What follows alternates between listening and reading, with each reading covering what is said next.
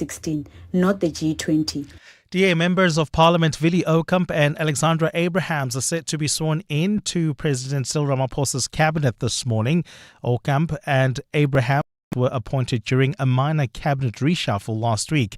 Okamp replaces Dion George, who was fired as the Minister of Forestry, Fisheries and Environment, while Abrahams will be sworn in as the Deputy Minister of Trade, Industry and Competition. Alpha Ramashwana reports. Nearly 6 months after President Cyril Ramaphosa fired the DA's Andrew Whitfield as Trade and Industry Deputy Minister, Alexandra Abrahams has finally been appointed as his replacement. Whitfield was removed from office in June after undertaking an international trip without the president's approval. Dion George, on the other hand, was recalled from his ministerial position by his political party. DA leader John Steenhuisen has since denied that George's recall was due to underperformance. Abrahams and Willie Okamp are set to be sworn in at the Union Buildings this morning. Alpha Ramshwana, Eyewitness News. And the UN Security Council is set to vote on a US drafted resolution bolstering Donald Trump's Gaza peace plan, especially the deployment of an international force. The draft consists of the plan which allowed for a fragile ceasefire between Israel and Hamas to take hold on the 10th of October in the war-ravaged Palestinian territory. The Gaza Strip has been largely reduced to rubble after 2 years of fighting sparked by Hamas's attack on Israel on the 7th of October in 2023. The latest version of the text authorizes the creation of an international stabilization force that would work with Israel and Egypt and newly trained Palestinian police to help secure border areas and demilitarize the Gaza Strip. Unlike previous drafts, the latest version mentions a possible future of a Palestinian state. Gold is trading at $4,086.94 an ounce. The rand is at 17.11 to the dollar, 22.51 to the pound, 19.86 to the euro. Brent crude oil is at $63.76 a barrel. And in the traffic, we've got an accident on the N3 North. It happened right after Fontaine Road. It's causing delays already while travelling on the Mike 1 North. Delays between Borison's Road and the Crown Interchange. This is due to an earlier accident. And in your sport, the Proteas put up the biggest fight to beat India by 30 runs on day 3 of the first test. The Springboks forced to call up Mbonambi and Mgunu in preparation for the games with Ireland and Wales. And DR Congo keep their World Cup qualifications alive. They beat Nigeria on penalties and will now play the Intercontinental Playoff in March. A cloudy day in store for Gauteng with scattered showers and thunder showers expected. Johannesburg starting at 10 degrees, peaking at 18. Pretoria 10 and 17. Vereeniging 11 and 16 degrees. The top story in EW and the South African Weather Service has warned of more heavy rainfall in Gauteng this morning.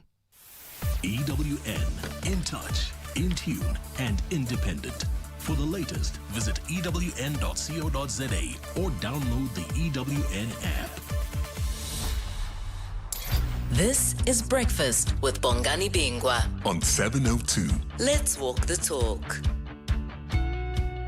6 minutes after 6 o'clock. It's a Monday morning. It's the start of a brand new week. I feel energized. If I have those weekends where you know you rested, you know you did all the right things, I feel energized. I feel pumped.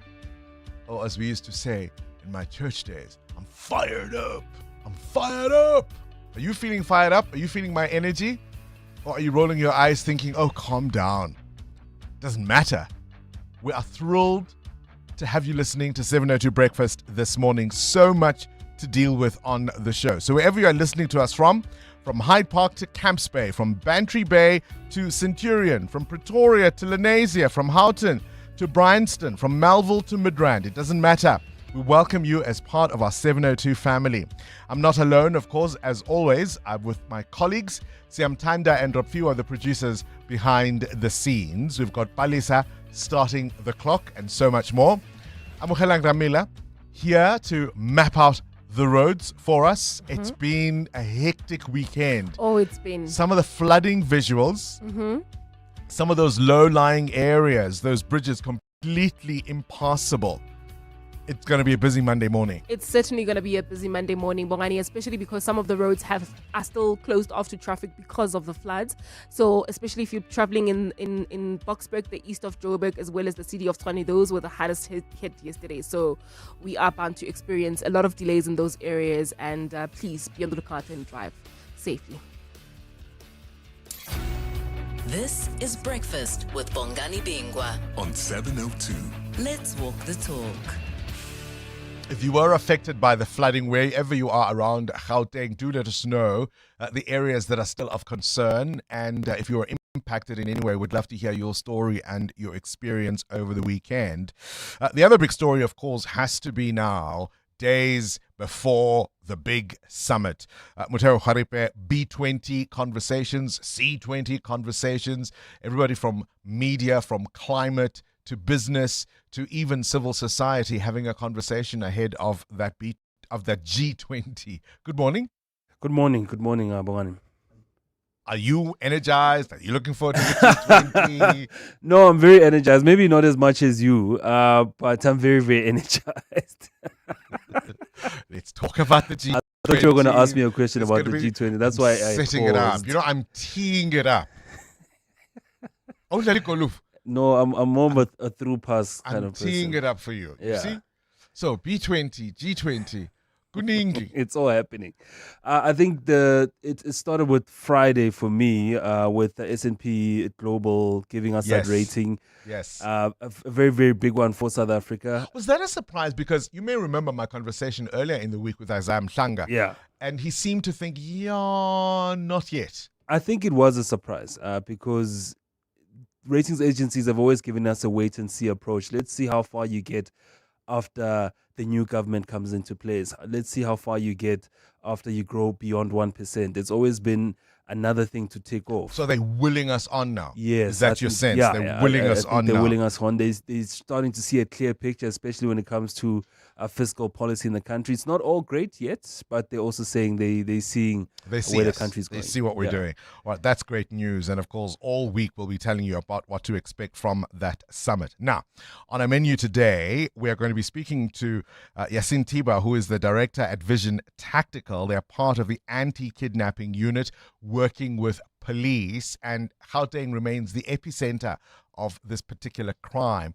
People kidnapped for ransom. Their accounts are cleaned out, and these folks are very hard at work to try and deal with the problem. So we'll catch up with that and find out the extent of the horror. And again, it's a timely conversation because of this very important week with so many visitors from around the world. And then hospitals are meant to be places that heal, right? Places of healing, not of harm. And yet there's nearly 7,500 cases now recorded in Gauteng hospitals where things that ought not to have been done led to patient harm. And so often, because of the nature of negligence, the staff is dismissive. You as a family, firstly, you're overwhelmed by grief and pain, possibly even loss, right? Or significant damage done to your loved one. You don't know your rights. You don't know what the doctors and the clinicians were supposed to do. You don't know if when they said wait, then it should have been wait, or should they have acted immediately, and you just don't know what to do. We'll speak to a medical legal practitioner, medical law attorney, joining us after 7 to talk about this phenomenon and what you as a citizen have rights about. And then just before 9 o'clock, we're going to tell you about the Black Hole Symphony, science meeting music. What do you think of when you think of a black hole? Are you somebody who knows about the science of it? Are you fascinated by the science of it? Well, here's an idea. Imagine not listening to a lecture, but listening to an orchestra try and play out the drama behind of a black hole. Intriguing? We'll explain it all just before 9. You're with Bongani Bingwa. 702 weekday mornings, 6 to 9 a.m. So here's a shout out, 12 minutes after 6 o'clock. Here's a shout out for you this morning. I want to know whether in the home or professionally, are you a jack of all trades? Are you that person who can tinker with the engine of the car and just as easily cook a meal for, I don't know, a 3-course meal for guests and throw a fantastic dinner party, can you as readily decorate the Christmas tree and design the kids' bedrooms, as well as you can, I don't know, do a bit of landscaping in the garden? Are you a jack of all trades?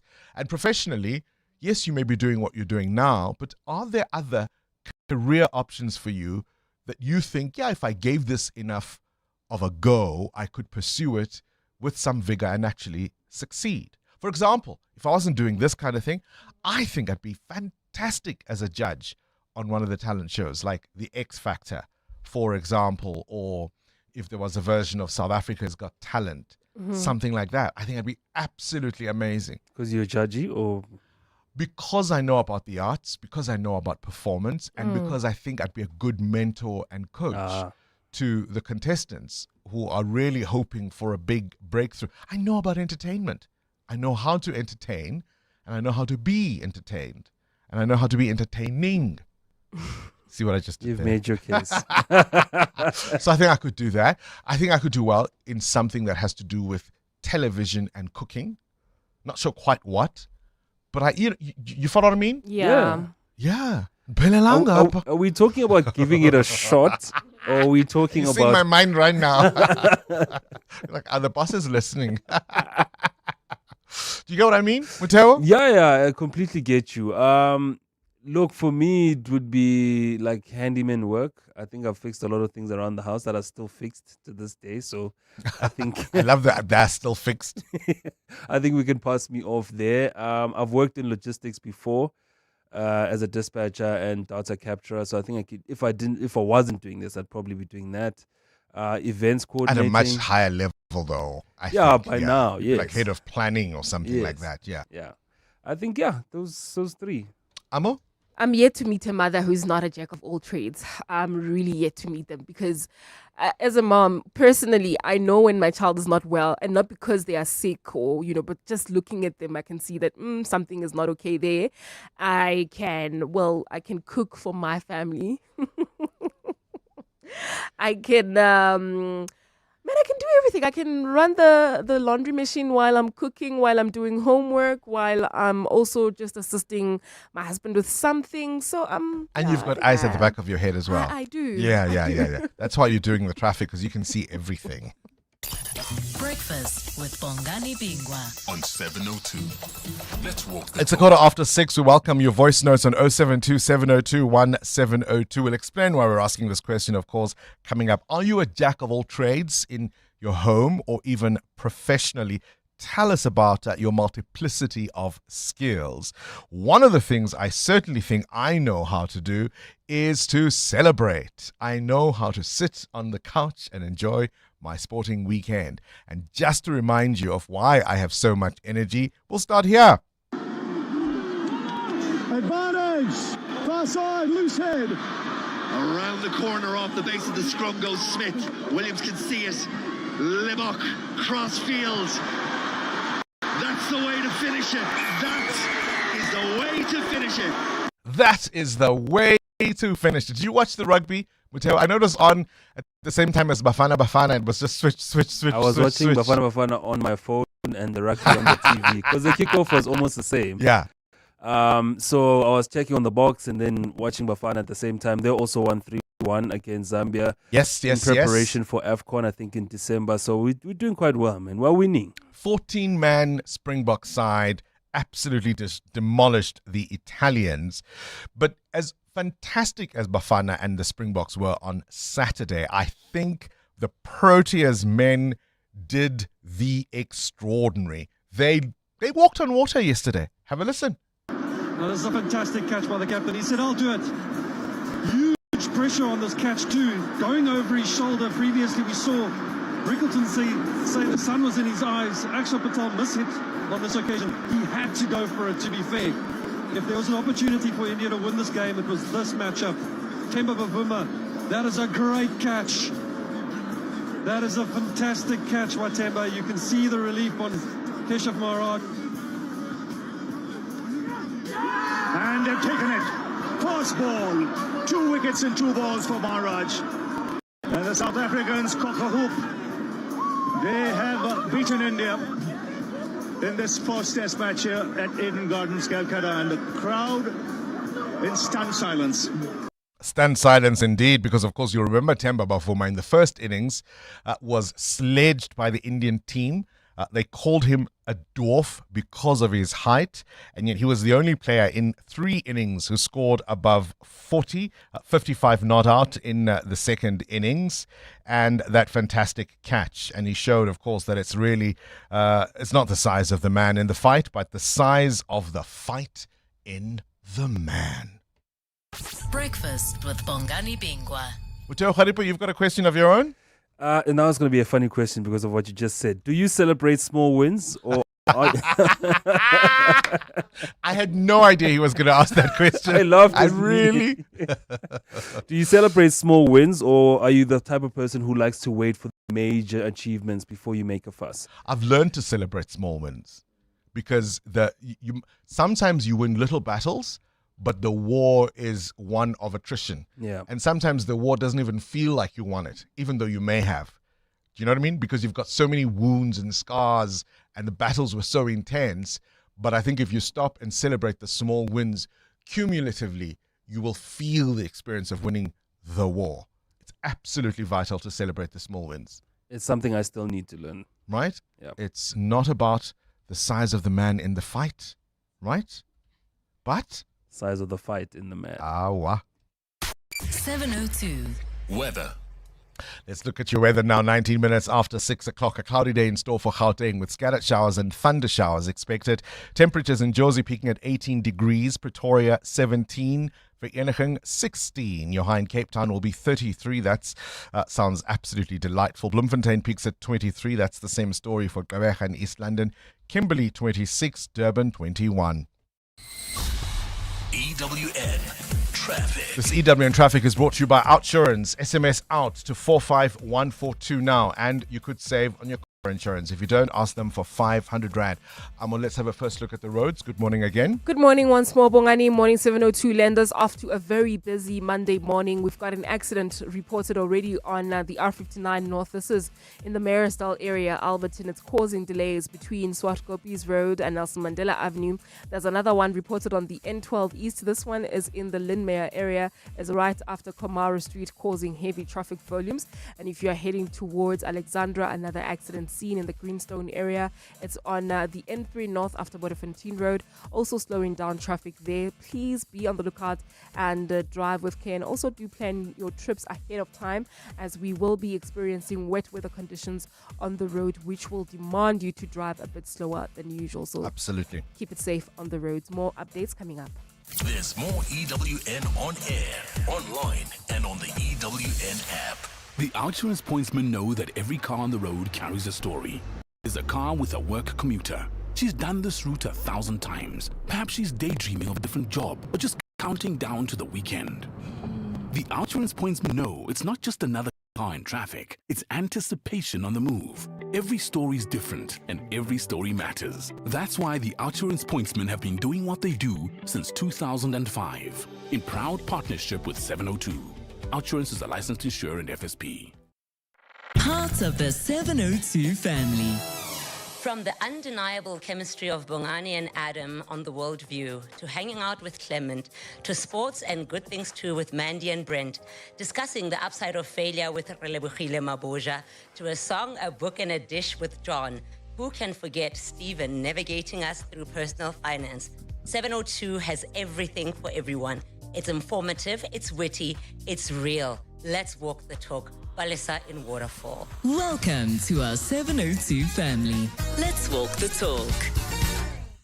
Corporates That Care promotes and encourages corporate leaders and all citizens to walk the talk for a better South Africa. Catch Corporates That Care this Wednesday at 10 to 9. We're talking to the iStore. Their CEO, Chris Dodd, will be in conversation with us. We do this on Wednesdays to highlight efforts of companies and brands dedicated to building our country. Corporates That Care is a Prime Media Cares initiative with 702 and Prime Media Outdoor. 702, let's walk the talk and together make a difference. Since December 2024, South Africa has proudly led the G20, guided by a powerful theme: solidarity, equality, and sustainability. From the heart of Africa, we're bringing fresh voices and bold ideas, united by a commitment to build a future where no one is left behind, where economies grow fairly, and where our planet's health guides every decision. South Africa's G20 Presidency 2025, together shaping tomorrow. This message is brought to you by the Department of International Relations and Cooperation. 702 WhatsApp Bongani on 072 702 1702. Hi, Bongani. It's Adile here. I heard that Donald Trump is not happy with this winning. So it's frustrating him. So I think in the next 2 games, we must lose. Thank you. Happy Monday, Bongos and 702 lenders, jack of all trades.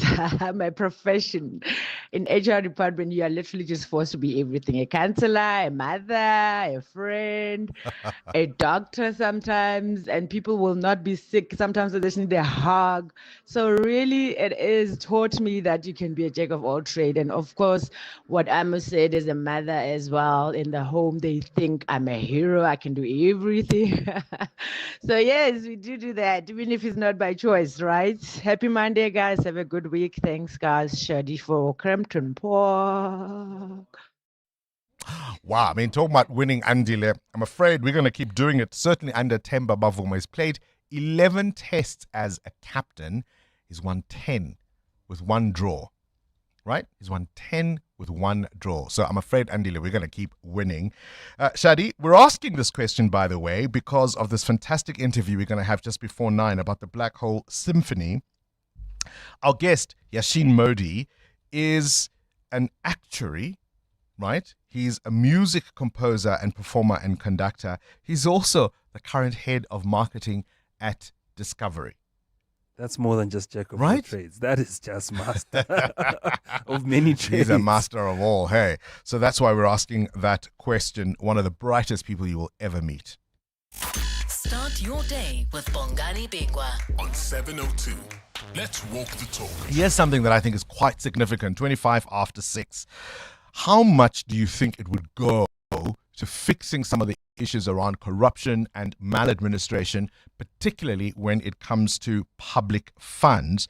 The Auditor General has issued a first ever certificate of debt holding the municipal manager of a Northwest municipality liable for 4.6 million rand in losses linked to irregular and inflated water tanker tenders.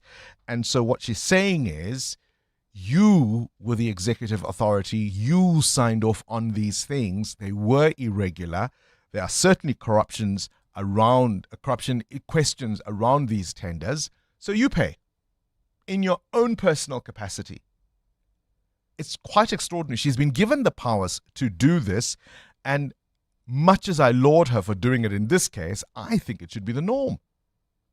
Right? I think if officials are held personally liable for decisions around irregular tenders as accounting officers, they must repay the money personally. How far do you think that would go in stopping maladministration and irregularity in tenders in South Africa? Ever feel like you're fighting an unending battle? Listen to this. Nkosana Makate is back in court. This is the please call me guy. So there's a company called Black Rock Mining, and they signed an agreement with him at the start of this fight that they were going to fund his legal fees. He says after a while, they'd paid him a paltry 7,000 rand or something like that. They go under, they are deregistered, and they come back and call themselves a different name, right? And then he has a termination agreement with that company. In the meantime, there's another fight. BlackRock Mining gets its name back, and they're now saying, but you terminated it with the wrong company. He says, what? You want a share, 40% of, let's say, an estimated 600 million rand, having only invested 7,000. So the matter is back at court, and it means for now, Vodacom is still sitting on that money. Are there countries you would not visit just in principle? Adam Gilchrist has a story about the sharp decline of Canadians going to the US, mostly in boycott of Donald Trump. For the last 10 months, those numbers have been declining, and it's hurt US tourism significantly. Arnold Schwarzenegger became California's 38th governor on this day in 2003 after winning that special recall election that removed Gray Davis from office. The swearing took place at the state capitol in Sacramento, marking an historic moment as Schwarzenegger stepped in to complete Davis's term. And I suppose one of those questions, and it kind of links to the jack of all trades one, right? If you could assume a job, say in public life, based on your particular skill set, what would it be? Hey, Minister of what? Transport, Amo? Muteo, Minister of Finance? Could you give it a go? That one, grey hairs. Reserve Bank Governor? I could see that. Okay, that would be fine. I could see that. Reserve Bank Governor. Yeah, based on your skill set, what minister should we make you? Let us know. And on this day, 1998, American retailers experienced what music industry experts called Super Tuesday. It was a massive release day with blockbuster albums. Garth Brooks' Double Live went out. Whitney Houston's My Love Is Your Love came out. Mariah Carey's Number Ones, Jules' Spirit, and of course, the soundtrack from The Prince of Egypt. It was one of those rare moments when some of the world's biggest stars all dropped new music on the same day. 702. The newspapers. Sfisa Zulu, very good morning to you. Morning, Bongani. So if you weren't reading the news, writing the news, what would we make you Minister of? Communications. Minister of Communications. Yeah, I think that would be aligned to my skill set. Okay. Yeah. Well, communicate in newspapers then, would you? Yeah, please? a story that caught my attention this morning from the BBC is about how hackers in India are stealing maternity ward CCTV videos at an Indian hospital that has not been disclosed due to the safety of the doctors and the patients that are working there. And they're selling these videos to Telegram, social media platform Telegram. So they steal them, these CCTV footage from the maternity ward, and then they sell them online. And apparently there are people who are buying them. Why would you have CCTV footage in the maternity ward? Yeah, so it's the hospital security they installed for the safety of doctors. That's what they're saying, and they're not naming the city nor the hospital to protect the identity of the women in the videos. So it's quite an astonishing story from the BBC, and yeah, it's being sold on the internet. It's extraordinary what people will buy. The business day market surge adds 5 trillion rand, the return of positive sentiment towards South Africa, pushing local equities to outperform, says the front page of the business day. Junk status, long way back, says the Citizen, and a picture, of course, of Themba Bavuma and Simon Harmer celebrating that extraordinary test victory yesterday. And the front page of the Sowetan showing massive flooding all around Gauteng, but particularly in Boksburg, a taxi driving through a flooded road yesterday following those heavy rains. The SA Weather Service issuing alerts for several provinces with rain and low temperatures forecast for today. EWN Business. Muteo, do you celebrate small wins? Wait until the big ones. You've achieved all the major goals before you make a fuss. What prompts the question? Bongani, S&P Global has slightly lifted South Africa's foreign credit rating for the first time in over 20 years. Now, S&P Global Ratings lifted the country's sovereign ratings by 1 notch to BB on the back of reforms and a growing fiscal revenue. The agency upgraded its foreign currency sovereign credit rating for Africa's most industrialized nation to BB from BB minus on Friday, 2 notches below investment grade. Although remaining below investment, the country has made great strides to improve its fiscal position. S&P said it had a positive outlook given the potential for further improvements in fiscal metrics and government debt stabilization. Now, the decision is key ahead of this week's G20 meeting because under the South African presidency, there's been fresh calls for ratings agencies to be less biased against developing economies. According to the Global Financial Governance Report, global credit ratings agencies cost African countries around 75 billion $4 annually. The recommendation is to have a reassessment of especially African economies because we do have critical minerals that could boost our economies and should be judged using that particular metric instead of the traditional GDP metric. There's also a call for ratings agencies to stop being biased, especially with their home countries in the US and Europe, which get far better ratings from them, even though they could have larger debts or have higher inflation. Right, where's the rand? Rand at this hour at 17 Rand 11 cents against the US dollar, 19 Rand 84 against the euro, and 22 Rand 48 cents against the British pound. Price of gold at $4,085 an ounce, while platinum is up more than 0.5% at $1,551. Brent crude at $63.90 a barrel. More business after 7. Straight to the news desk we go. Sfiso Zulu. Gender-based violence once again taking center stage. That's right, Bongani. Good morning. Advocacy group Women for Change says it wants to send a strong message to government about the impacts of ignoring gender-based violence during its shutdown this week. The organization is expected to lead a protest on the eve of the G20 Leaders Summit on Friday as part of efforts to highlight the GBV crisis. Previous attempts by the same group to have GBV declared a national crisis failed, despite almost 1 million signatures supporting the call through a petition.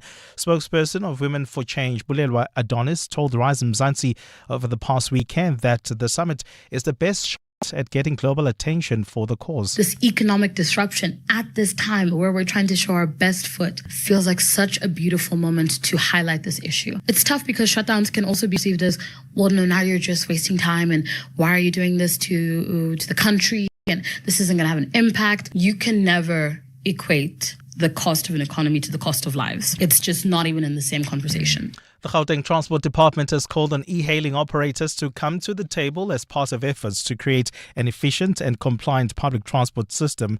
The department wants operators to register on their digital platforms to be able to operate legally in the province.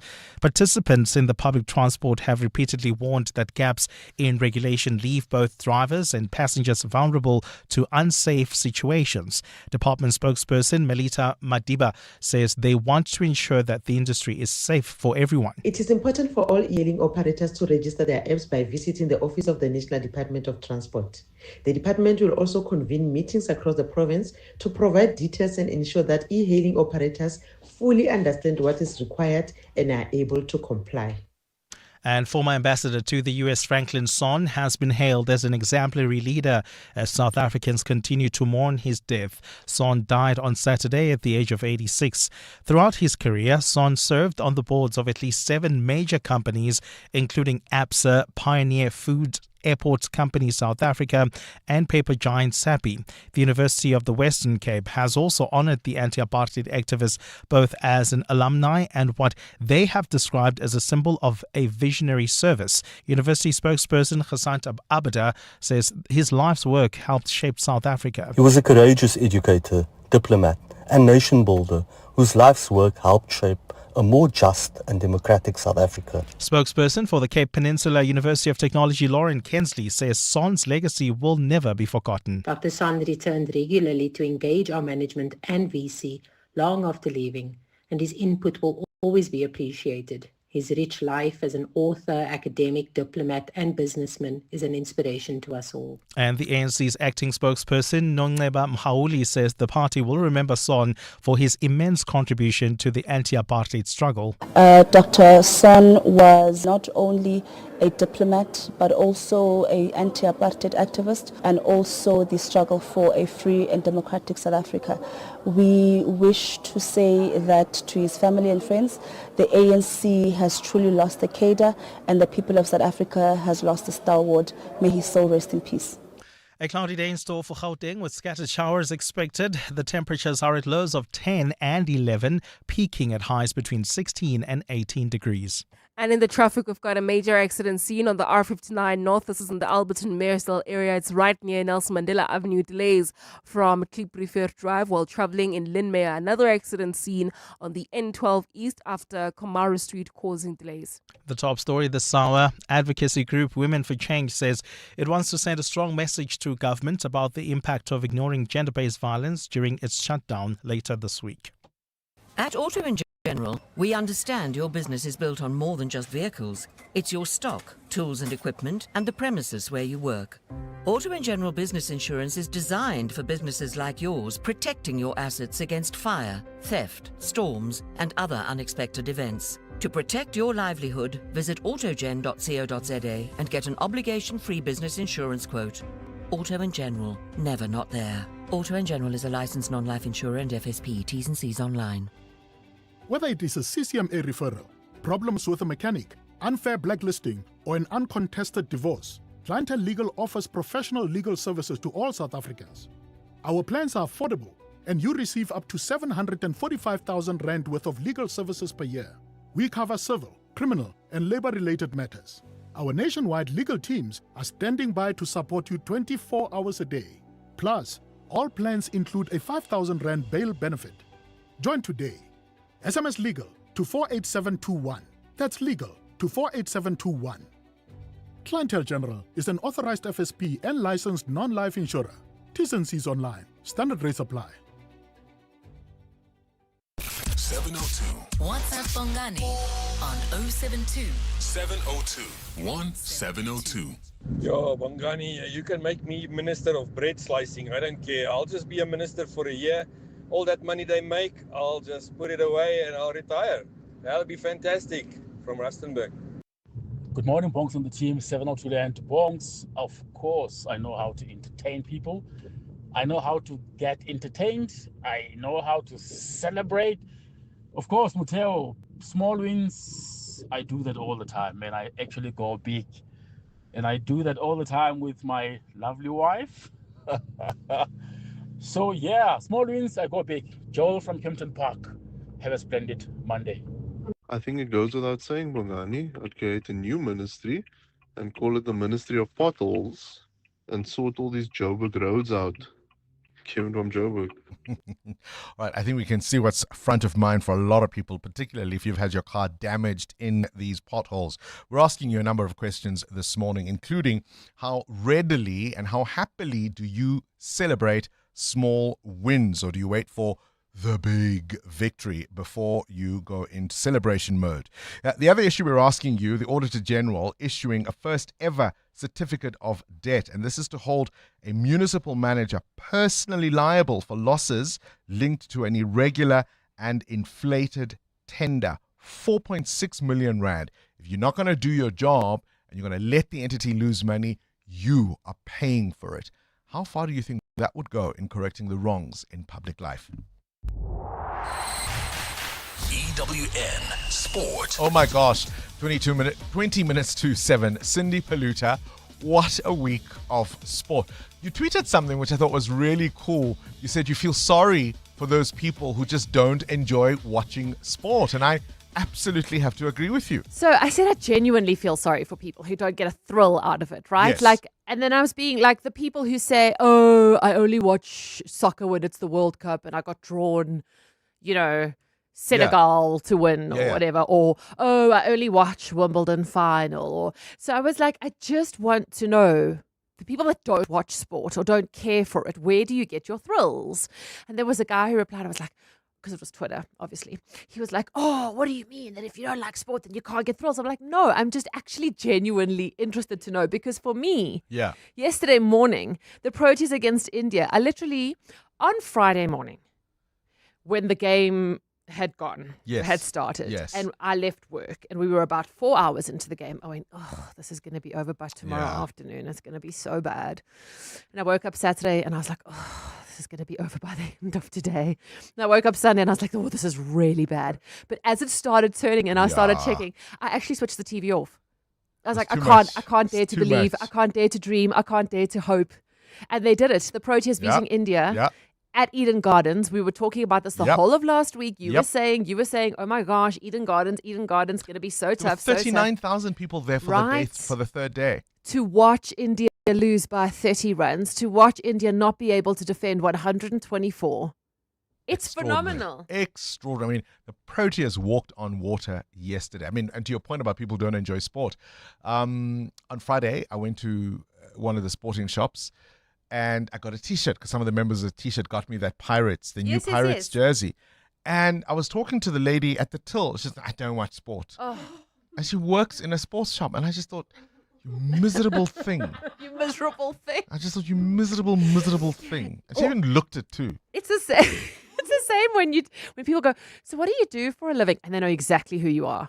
Yeah. And then you say, I'm Bongani Bingwa. I've got a breakfast show on 702. Oh, I don't listen to the radio. Yeah. That's great. Yeah. If you work Then for they say, if the other day you interviewed someone. And what do you do? No, I work for MTN. Oh, I use Vodacom. Like, nobody does that. Yeah. Right? Yeah. So if you don't enjoy sport, what is it that you're watching? I'm really keen to know what gives you thrills. Probably reality show. Oh, no, but that's not real. That's a sport in its own, I suppose. I mean, you can Google the end of the Kardashians, right? So, going into day 3, the Proteas were 93 for 7. Captain Bavuma made 55. That took them to 153. We thought India are going to chase 124. Wow. This is not enough. But they did it. Simon Harmer took 4 wickets in each innings, so 8 for the match, as India were 93 all out. Here's Coach Shukri Conrad. We won a World Test Championship earlier in the year against Australia at Lord's, but this was right up there for us. Playing at Eden Gardens, doing something we haven't done for 15 years. You can only but dream of coming here. Like the dark experiences teams have had coming here. Whilst we might not have the ability that a lot of teams have, we haven't untapped that ability yet. What we lack in that, we certainly make up in the ability to play as a unit. Can I be a cricketing nerd? Absolutely. I told you that Lance Klusener's best test figures came from a game at Eden Gardens, 1996 or thereabouts. It was 8 for 64. Wow. I think in one of the innings, I don't think it was for the match. Okay. For the match, Simon Harmer's figures are 8 for 51. Unbelievable. And India, of course, they didn't have Shubham Gill on the field. He went to hospital at the end of day 2. He had neck spasms, so they didn't have him batting, and he carries on receiving treatment, but that's all part of the game, isn't it? Speaking of playing with people down, Springbok coach Rassie Rasmus has called up hooker Bongani and Prop Ntutuko Mcuno in preparation for the upcoming games with Ireland and Wales. Here's Erasmus on that decision. No, we've got Jean Klein ready. We've got Eben Etzebeth ready. We've got Archie Snyman ready. And we've got Ruan who played today. So we've got still 4 locks so that we don't have to call up another lock. Yesterday, Argentina also phenomenal. They came from 21-0 down to beat Scotland 33-24. Nigeria's failed to qualify for the FIFA World Cup. They lost to DR Congo. Dr. Congo. Not Dr. Congo. In a penalty shootout. The game finished 1-1 after extra time. Congo has a chance of qualifying for the first time since 1974. They'll play the Intercontinental Playoffs in March. While Portugal qualified for the World Cup with a 9-1 win over Armenia. Norway also qualifying. They beat Italy 4-1. In tennis, Yannick Sinner got a 7-6, 7-5 win over Carlos Alcaraz to retain his ATP Finals title. And in golf, Matt Fitzpatrick beat Rory McIlroy on a playoff to win the World Tour Champs after both players finished on 18 under. Rory McIlroy still wins the race to Dubai. Cindy Paluta, Eyewitness News Sport. Who is the whizziest of them all? It's the Whiz Quiz on 702. Hi, Uncle Bongani. My name is Asante. I go to St. John's. When I grow up, I want to be a mechanical engineer. It's my birthday today. I'm finally turning 10, and I'm excited to play the Whiz Quiz with you. Oh, happy birthday. Come on, we want to give you the 10,000 Rand now. We really, really do. 702. Coming up at 7:15, the big interview. At Premier Hotels and Resorts, business travelers staying alone enjoy a complimentary drink every night of their stay. So, whatever your tipple,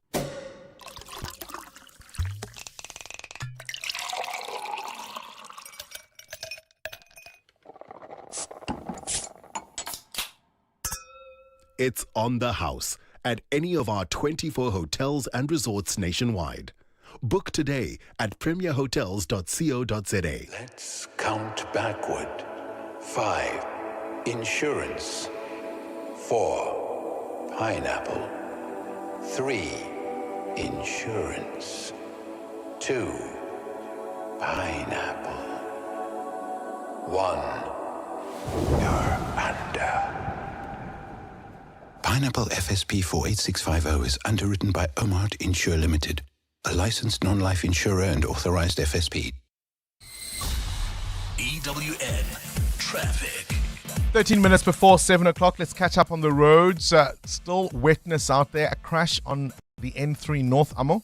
Yes, Bongani, it's right near Modfontein Road. It's causing delays coming out of Van Buren Road. Please be on the lookout there and expect about a 20-minute hold up. If you're heading towards Alexandra, maybe try to use the R21 North instead, or even the M1 North. While traveling on the N12 East, we've got another accident scene. This one is on the N12 East. It's right near Komara Street. It's causing heavy delays towards the Reading turn off. Please be on the lookout for that one and drive a bit slower. If you're heading towards Alberton, your best route at this moment is the N17 East. I'll have more updates coming up. Stay tuned.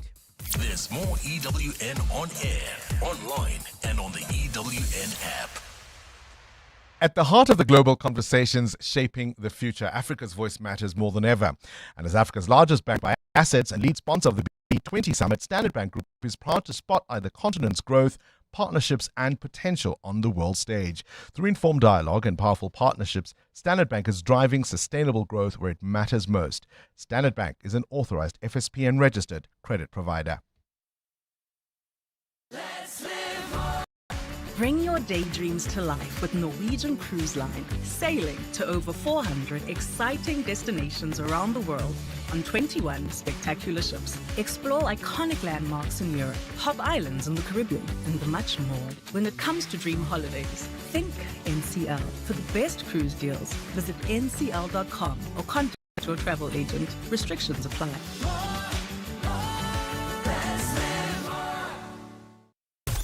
The brainy kids of the Whiz Quiz on 702. All right, let's play the Whiz Quiz. Today we are joined by 10-year-old Asante, who wants to be a mechanical engineer and goes to St. John's Prep.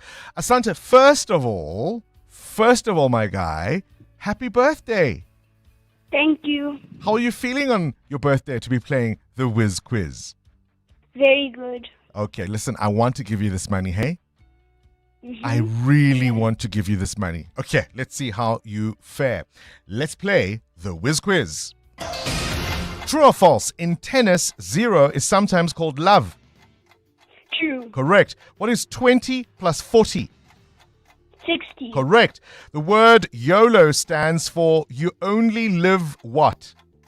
True. Once. Complete the movie title, The Boss Who? The pass. The Boss Baby. Which country is on the Indian Ocean, Tanzania or Senegal? Tanzania. Correct. True or false? The cell phone was invented in the 20th century. True. Correct. What do we call the sweet substance made by bees? Honey. Correct. Which sport does an umpire signal buys, wides, no balls, and out? Cricket. Correct. Which planet is also known as the morning star or even the evening star? Pass. Venus. Spell the word weird. WEIRD. That is correct, and we'll give it to you. It is your birthday. Listen, well done. It's not quite full marks yet, but a really, really good score. That means you are walking away with 700 Rand. Asante, 700 Rand. Not bad, hey, for your birthday? Yes. Get yourself something nice. Asante, they're walking away with 700 Rand. 10 years old, was waiting, itching to play the Whiz Quiz. Hi, this is Alia Itzebet, Hollywood Bets brand ambassador.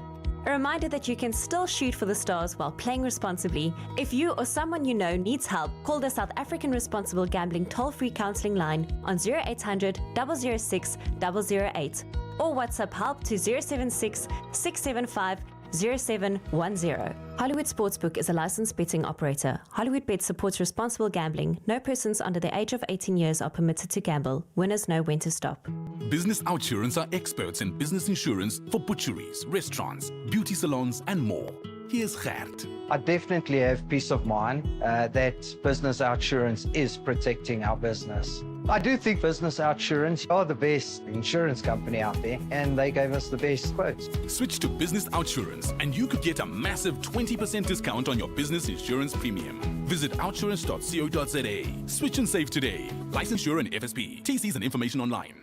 And talking of Outsurance, coming up in the next hour, what's the question? Brought to you by Outsurance. 3,000 Rand is up for grabs. 1,000 Rand for the question, for the answer, and 2,000 Rand for the answer. Simply WhatsApp us your name and the answer to 072 702 1702. And then someone else will ask a question later. SMS out to 45142 and you could save on your car insurance. You're with Bongani Bingwa. 7:02 weekday mornings, 6 to 9 a.m. All right, on to this now. 7 minutes to 7 o'clock. Gauteng has earned, I'm afraid, a grim reputation. More than half of South Africa's kidnappings happen in this province. Johannesburg is by far the hardest hit city. There are precincts of Joburg where the number of cases has in fact tripled over the last year.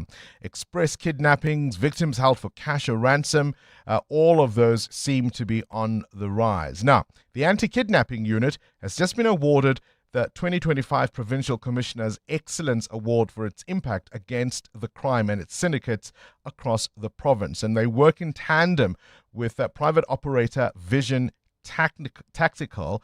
As I say, this is a private team working with the police to tackle these crimes head on. We've spoken to Yasin Teba, a director at Vision Tactical, before. Always a pleasure to have you on the show. Thanks for your time once again. Thank you, Bongani. All right, what does it mean then for the Anti-Kidnapping Unit to be recognized in this way? Are you making a little dent against this crime?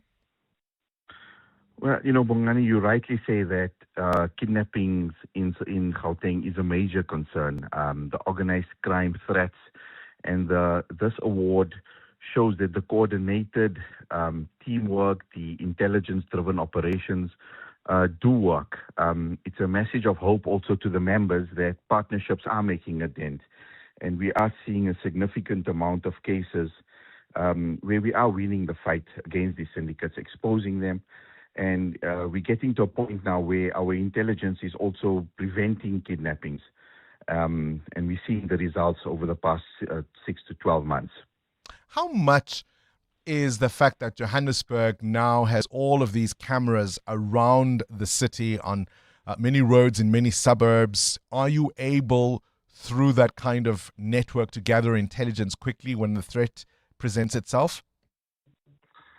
Yes, we're looking at ways to continuously prevent crime, not just kidnappings, and the LPR cameras plays a significant role. When we bring all these role players together, put all our information together, we are able to crack cases far quicker than we did in the past because of the technology that's being deployed among all the stakeholders, be it private security, the Gauteng cameras, and of course JMPD cameras, and of course the use of special investigative units like crime intelligence, provincial organized crime. When we're putting all this technology together and working with the hostage negotiator in the same room, we are able to resolve cases much faster. We've heard of incidents where it's alleged that sometimes the criminals will use disguises and pretend they're police officers. They'll sometimes even have official vehicles. Sometimes we understand that police officers are themselves involved in criminality. How does a member of the public deal with a situation like that? Well, this is a major concern, Bongani. We are deeply concerned about impersonation. And of course, those policemen that are involved in kidnappings need to be exposed. We are working continuously with law enforcement partners, including the DPCI Hawks office, to expose these impersonators. Some people also, when they get into court, we have policemen that are intimidating victims. We are working closely with law enforcement to bring them to book, expose them, name and shame the rot within the departments to ensure that our community is left safer. What does an ordinary motorist do? Say you're driving at night, where perhaps the worry would be greater, and there's a car with lights and a siren, and they're trying to pull you over. You're scared. You don't know what's real. You also don't want to give the impression that you are fleeing the scene. How do you handle it? Well, the standard process has been to switch on your hazards, drive at a moderate speed, not to speed away, and get to a place of safety like a filling station, a police station, or that area where there's more members of the public. That has just become the standard procedure. I mean, you need to comply with the police, and generally the police that are patrolling or pulling people off will understand if you switch your hazards on and drive to a place of safety. It's okay to tell a policeman that you're not feeling safe, and legit policeman will understand that and comfort you and question you according to what he needs to see and what he suspects you are. We are living in a country or a city that's very dangerous, and police are also on heightened alert whenever they're approaching suspects. So there is a fine line, and that needs to be managed. But my advice is to always drive to a place where it's well lit and there is more public. All right, it's a big week for Johannesburg. The who's who of business, politics from around the world descending on our city. Are you happy with the security and safety measures and operational plans that are in place? Well, Johannesburg has got high levels of crime. I am happy. I'm happy to see that a lot has been done. I'm happy to see that we will pull this off. There's almost that World Cup 2010 atmosphere already in Sandton and in some of the high density areas. So I'm confident that we will pull things off, and it will be a successful conference and a safe conference for everyone. I mean, I'm just thinking of a delegate who may be lost, who may decide to take a walk because they're from a safe city. How safe are they on our streets? Well, I think enough has been done to keep delegates safe. There is an operational plan, high visibility plan for police to be around. That said, I think tourists and guests will be advised by the operators and principals where to move, and which areas to visit, and which areas they need to be more cautious about. It's an admission, though. I mean, when we tell people you can't walk freely on our streets, avoid the CBD or avoid this or that area, isn't that an admission that we can't keep everyone safe?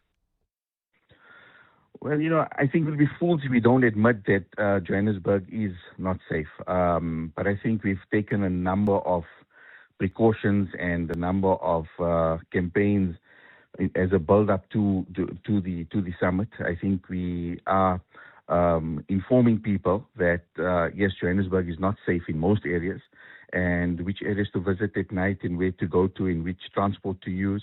I think there's enough of that info going out, and I hope that we can continue working beyond the summit to educate the public, our tourists, and make our streets safer. I think that's the sweet spot, right? Making it safer beyond this summit. Appreciate your time as always, and congratulations. Yasin Teba is the Director of Vision Tactical. Kidnapping on the rise in Johannesburg, in Gauteng to be specific. They're working with preventing it and arresting the culprits. 7:02. Coming up, the big interview. Hospitals are meant to be places of healing, but why are so many becoming places of harm? And what can you do about it? That's to come after this Eyewitness News. It's 7 o'clock. This is EWN. Ramaphosa dares his detractors in the ANC to make an open play for his removal, and the SRU says it will not stop its investigating on Oscar Mabuyana's degree. Good morning, I'm Fiso Zulu. The ANC has downplayed claims of a plot to oust party president Cyril Ramaphosa as a meeting of the National Executive Committee heads up. This follows reports by the Sunday World that the party's highest decision-making body outside of conferences is aware of covert and divisive attempts to remove Ramaphosa before the end of the term in 2027. It's understood a letter was circulated among senior ANC members in the Eastern Cape calling for Ramaphosa's removal and for the NEC to be disbanded and replaced with a national task team, which will be led by former President Thabo Mbeki. During an NEC meeting in the east of Johannesburg yesterday, Ramaphosa is said to have dared his detractors to call for his resignation openly. Acting ANC spokesperson Nongceba Mhauli addressed the claims at a media briefing on the sidelines of the NEC meeting. Our term ends in December 2027, and our term will end with President Cyril Ramaphosa as the president of the ANC, where he will then be handing over. There is no departure lounge. President Ramaphosa is the president of the ANC. Whatever other rumors that are there, we cannot speak to or verify for any other reason. The Special Investigating Unit says a court order barring the corruption watchdog from investigating Eastern Cape Premier Oscar Mabuyane's university admission will not stop its probe. This follows confirmation of the judgment recently handed down by the Bisho High Court concerning the SIU's conduct in its investigations related to Mabuyane. The SIU was probing claims that due processes were not followed when the Premier was accepted to the University of Hot Hair for a master's degree in public administration. Nokayam Dambo reports. The Eastern Cape High Court recently ruled in favour of Premier Oscar Mabuyane, ruling that the SIU's probe into his university admission was unconstitutional and an abuse of power. The Premier's office has since confirmed that Mabuyane has instructed his legal team to challenge his deregistration by the University of Fort Hare and the forensic report that the institution relied upon in making its determination.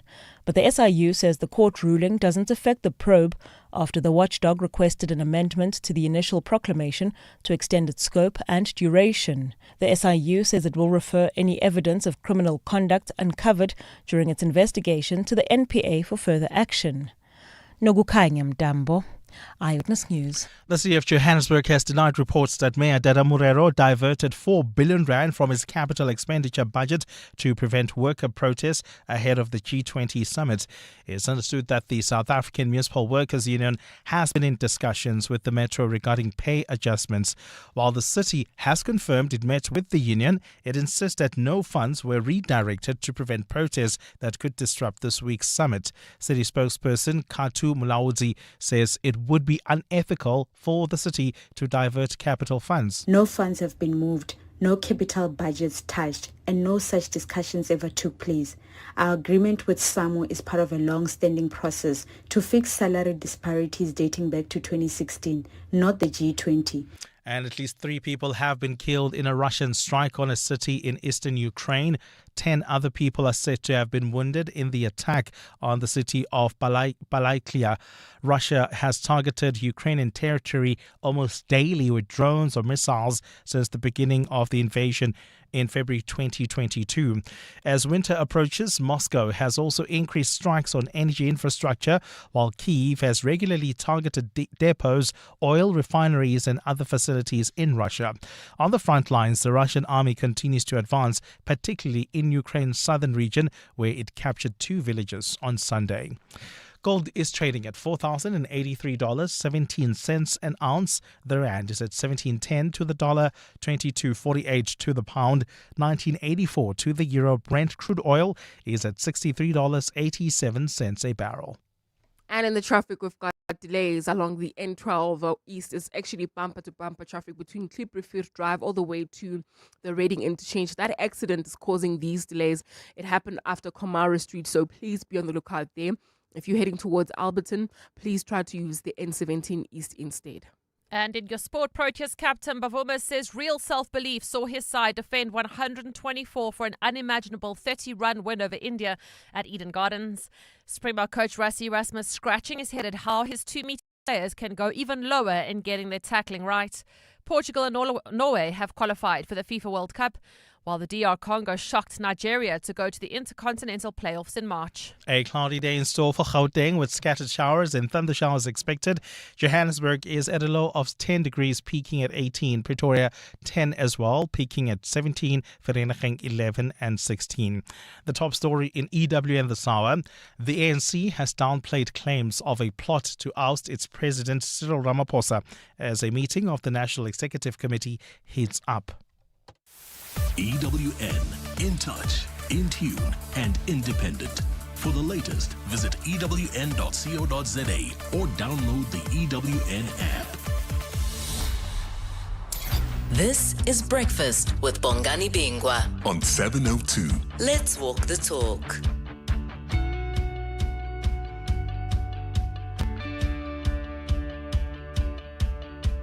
It's 7 minutes after 7 o'clock on this Monday morning. It's a brand new week. Welcome to the program. My name is indeed Bongani Bingwa, and it's great to be in your company. Lots on the go in the news at the moment. You often wonder about statements that say things are not what some people say they are. Does that then mean there's fire?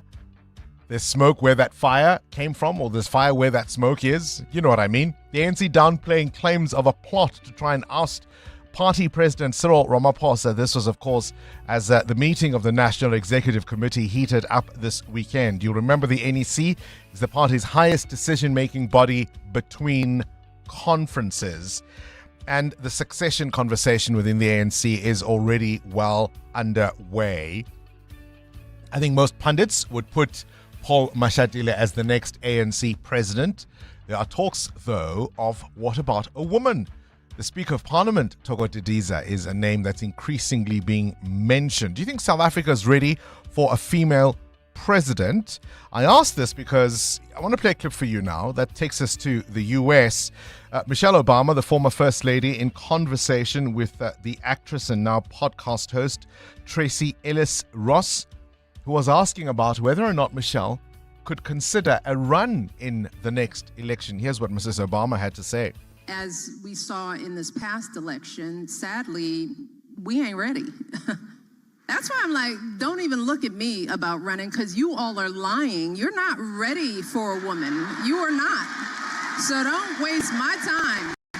You know, we got a lot of growing up to do. And there's still, sadly, a lot of men who do not feel like they can be led by a woman. And we saw it. We saw it, she says, 2016 with Hillary Clinton.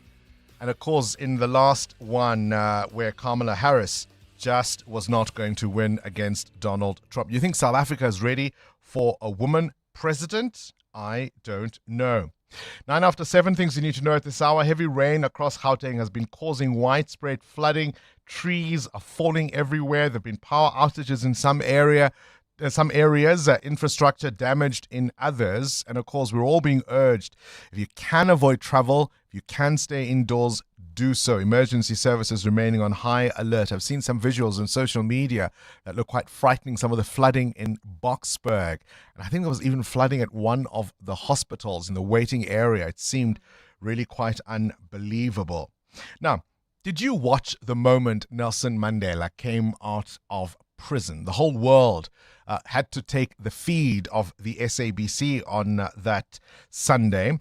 Prominent South African broadcaster Clarence Skater was the one who, of course, led us through that historic moment. He's passed away at the age of 80 after a long illness.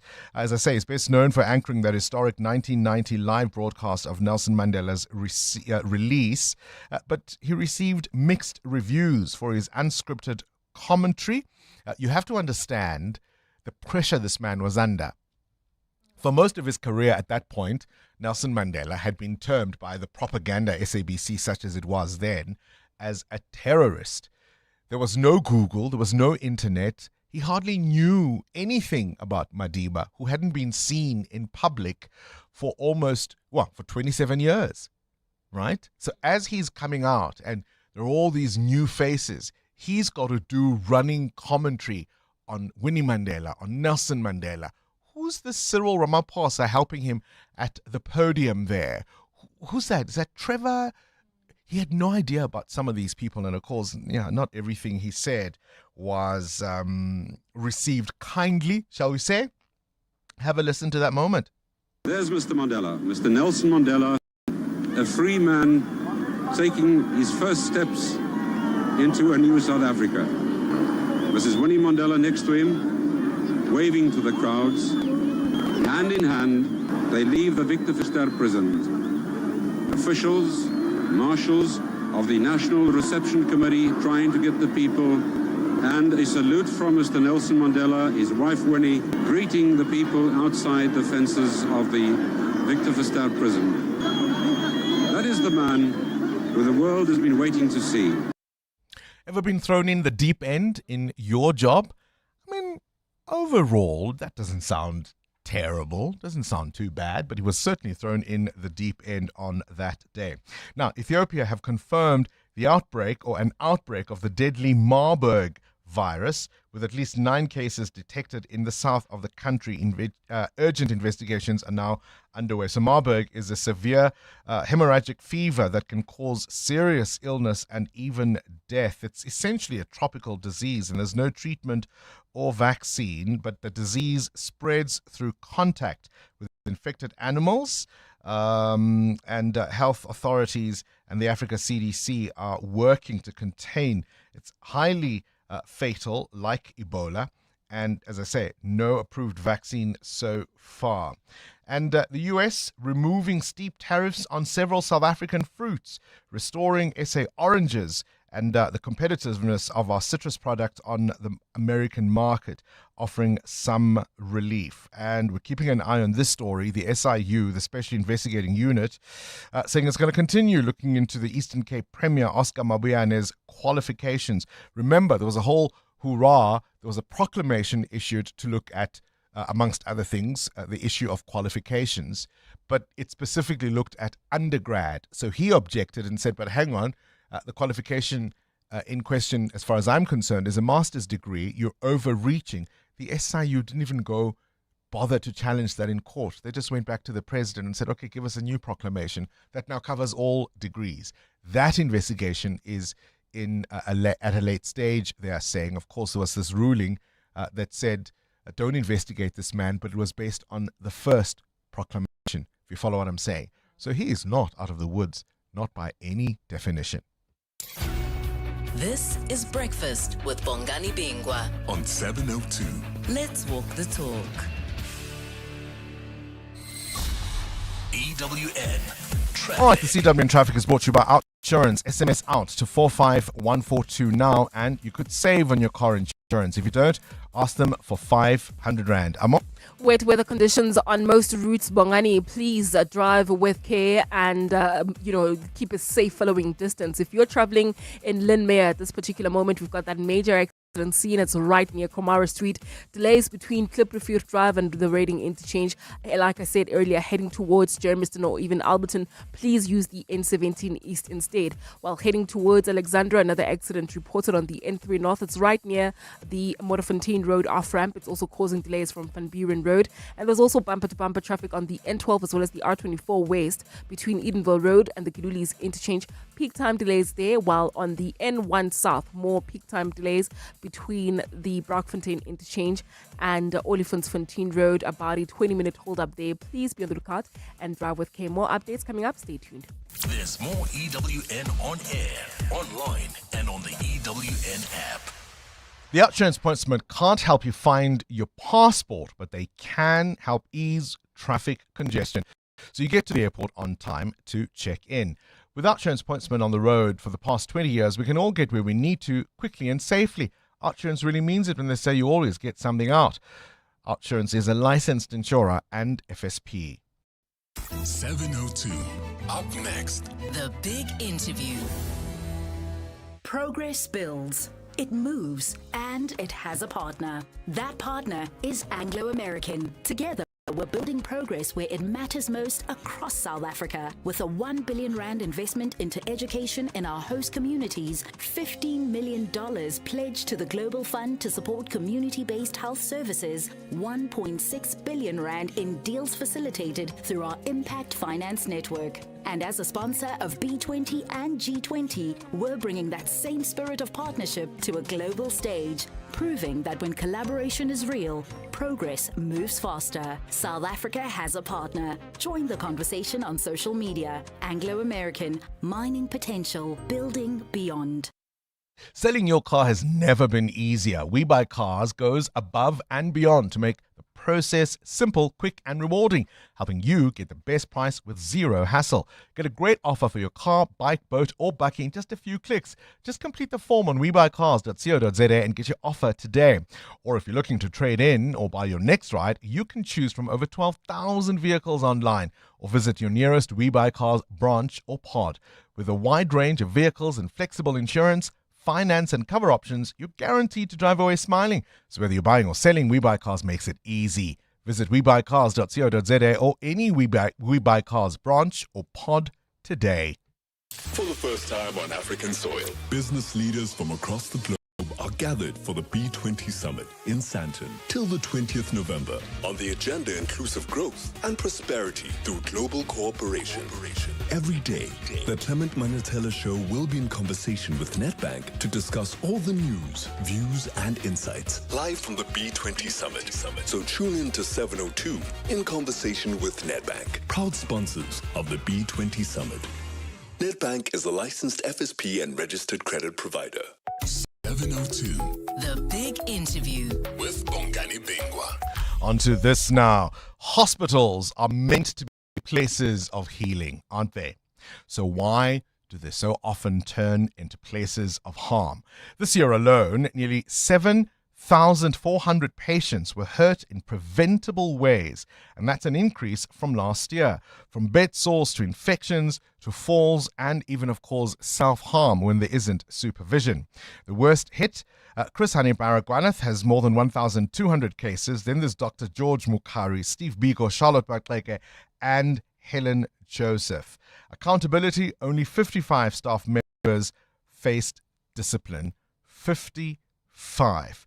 The Gauteng Health Department has had to pay claims of over 420 million rand. These are just for negligence. And while the department says it's reduced civil lawsuits from 18.4 billion rand to 12.3 billion rand, the real question is that progress or just paperwork? Far more worryingly, of course, when an incident like this, family members don't know what to do. The nurses or the staff who are often responsible generally tend to be dismissive. You're dealing with grief, you're dealing with pain, you don't know where to begin. Well, Johan Roo is a medical law attorney at JR Attorneys in Cape Town and joins us now to help us wade through this. Johan, a very good morning to you and welcome to 702 Breakfast. Thank you for your time. Good morning and thank you for having me on your show. Over 7,000 patients harmed in Gauteng public hospitals for really issues that could have been preventable? Yeah, it's quite a crisis that we've got in the country, and those figures are astonishing sometimes. I mean, of course, Gauteng is where we are, so we'll focus on those, but I have been to hospitals even in the Eastern Cape. I'm thinking of places like Doranginza, for example. What does that say about our system in general? I think we've got quite a problem with patient caseload, and that's, we've got, along with India, we've got the highest number of trauma cases in the world. And if you compare India's population is like 1.5 billion compared to our 60 million. So we've got a huge patient load.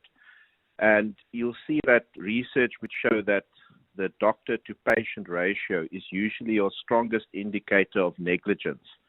The more number of patients you see per doctor, the higher the chances that there would be negligence. I don't know if you've got the figure at hand, but for our public hospitals, what is the patient to doctor ratio? No, I don't have the exact figure to hand, but it's in research it would definitely say that it's very high. It's amongst the highest in the world.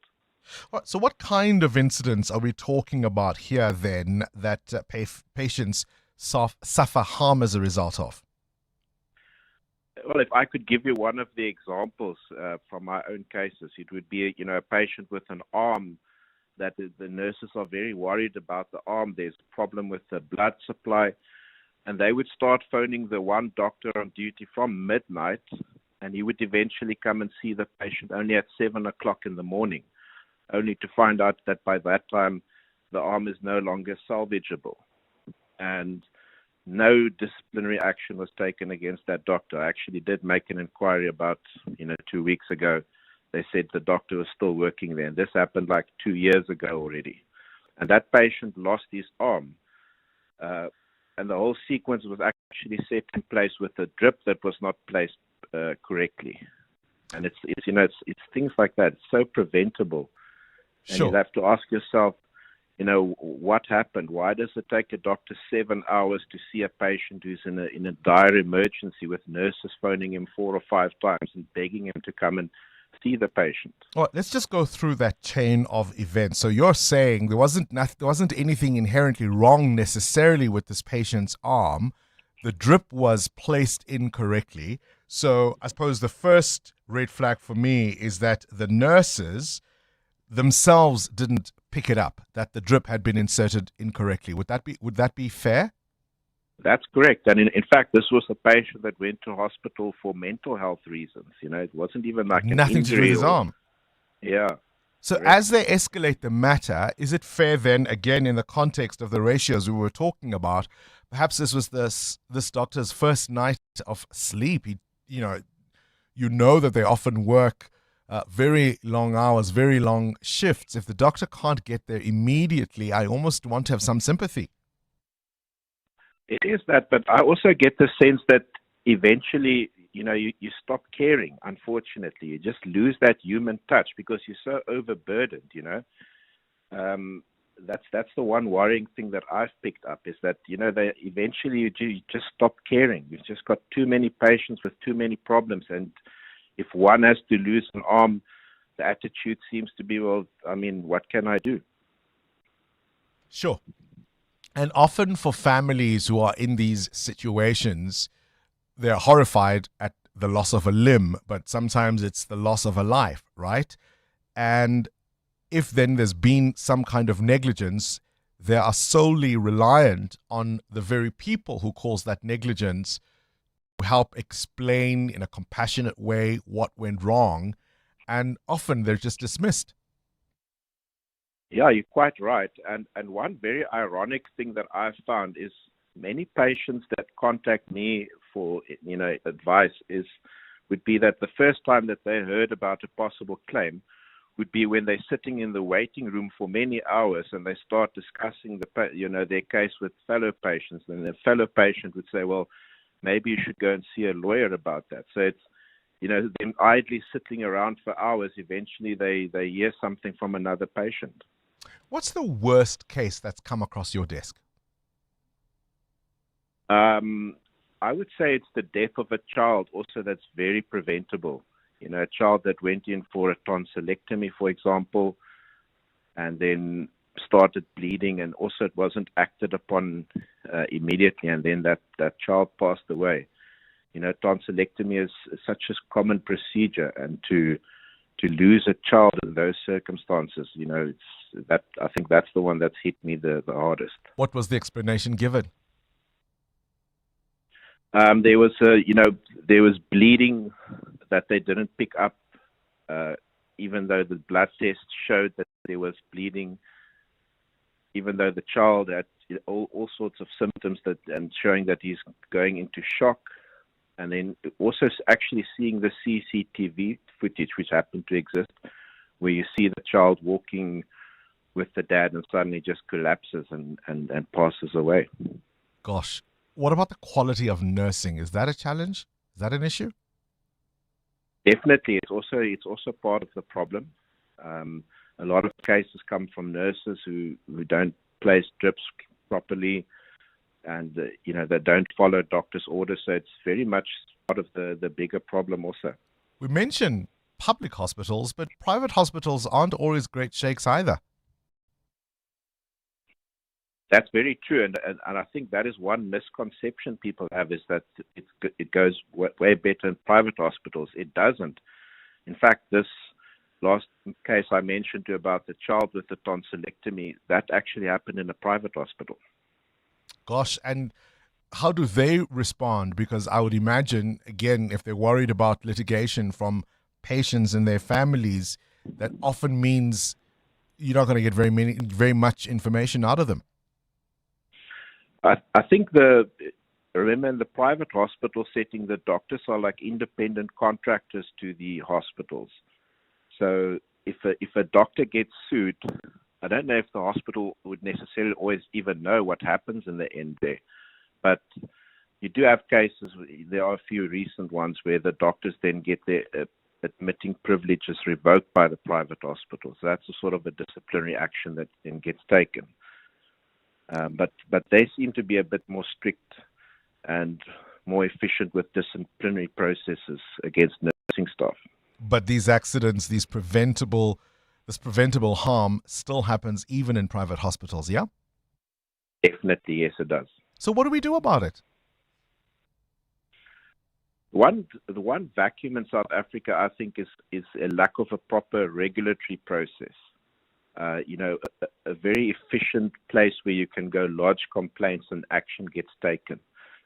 The HPCSA, unfortunately, seems to be inefficient in dealing with patient caseloads, the complaints that gets lodged, and that's definitely a big vacuum in South Africa.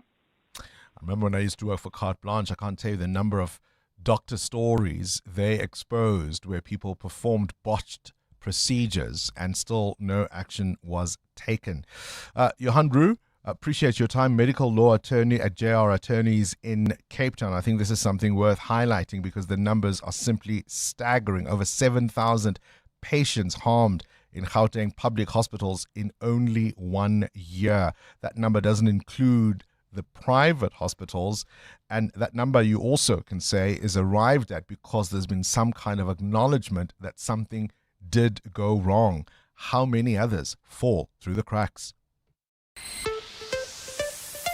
EWN Business. 28 minutes after 7 o'clock, let's get into business news now. Moteo, Richemont keeps its shine, jewelry sales remaining solid. Yeah, Richemont sales have improved, boosted by better than expected demand in the Americas and China. The luxury goods firm recorded better sales at the jewelry division, climbing 14% at constant exchange rates in the 6 months to end in September. Richemont says jewelry remains a remarkable locomotive for growth for the Swiss company. The owner of brands like Cartier and Van Cleef & Arpels recorded stronger sales. Operating profit was up 7%, or by 24% at constant exchange rates. Profit for the period also increasing by 1.8 billion euros, or 35.7 billion rand. Your indicators?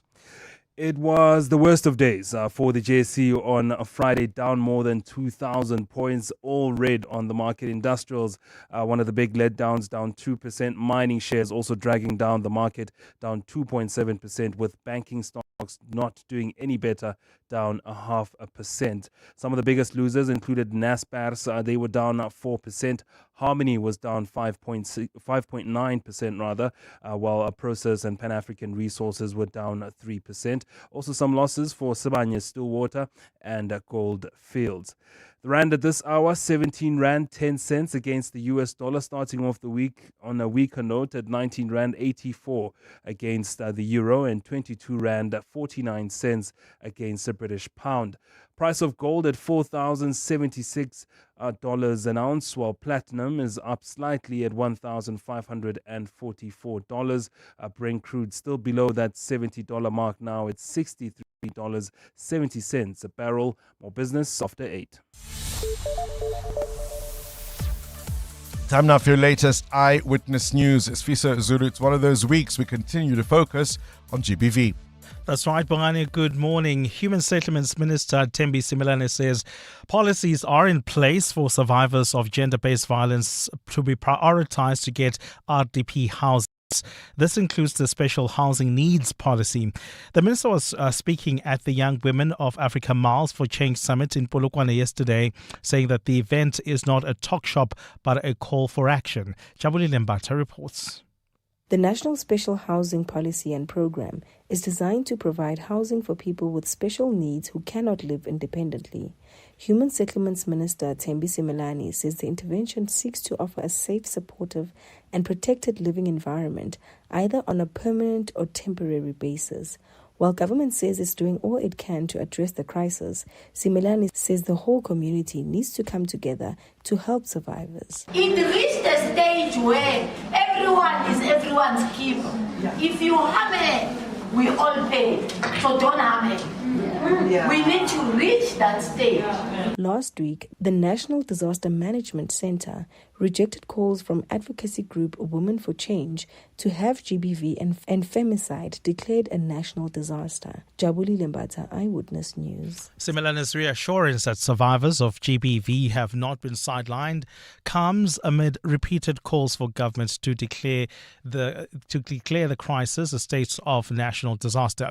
Advocacy group Women for Change is among the organizations that have been attempting to get gender-based violence declared a crisis in the country.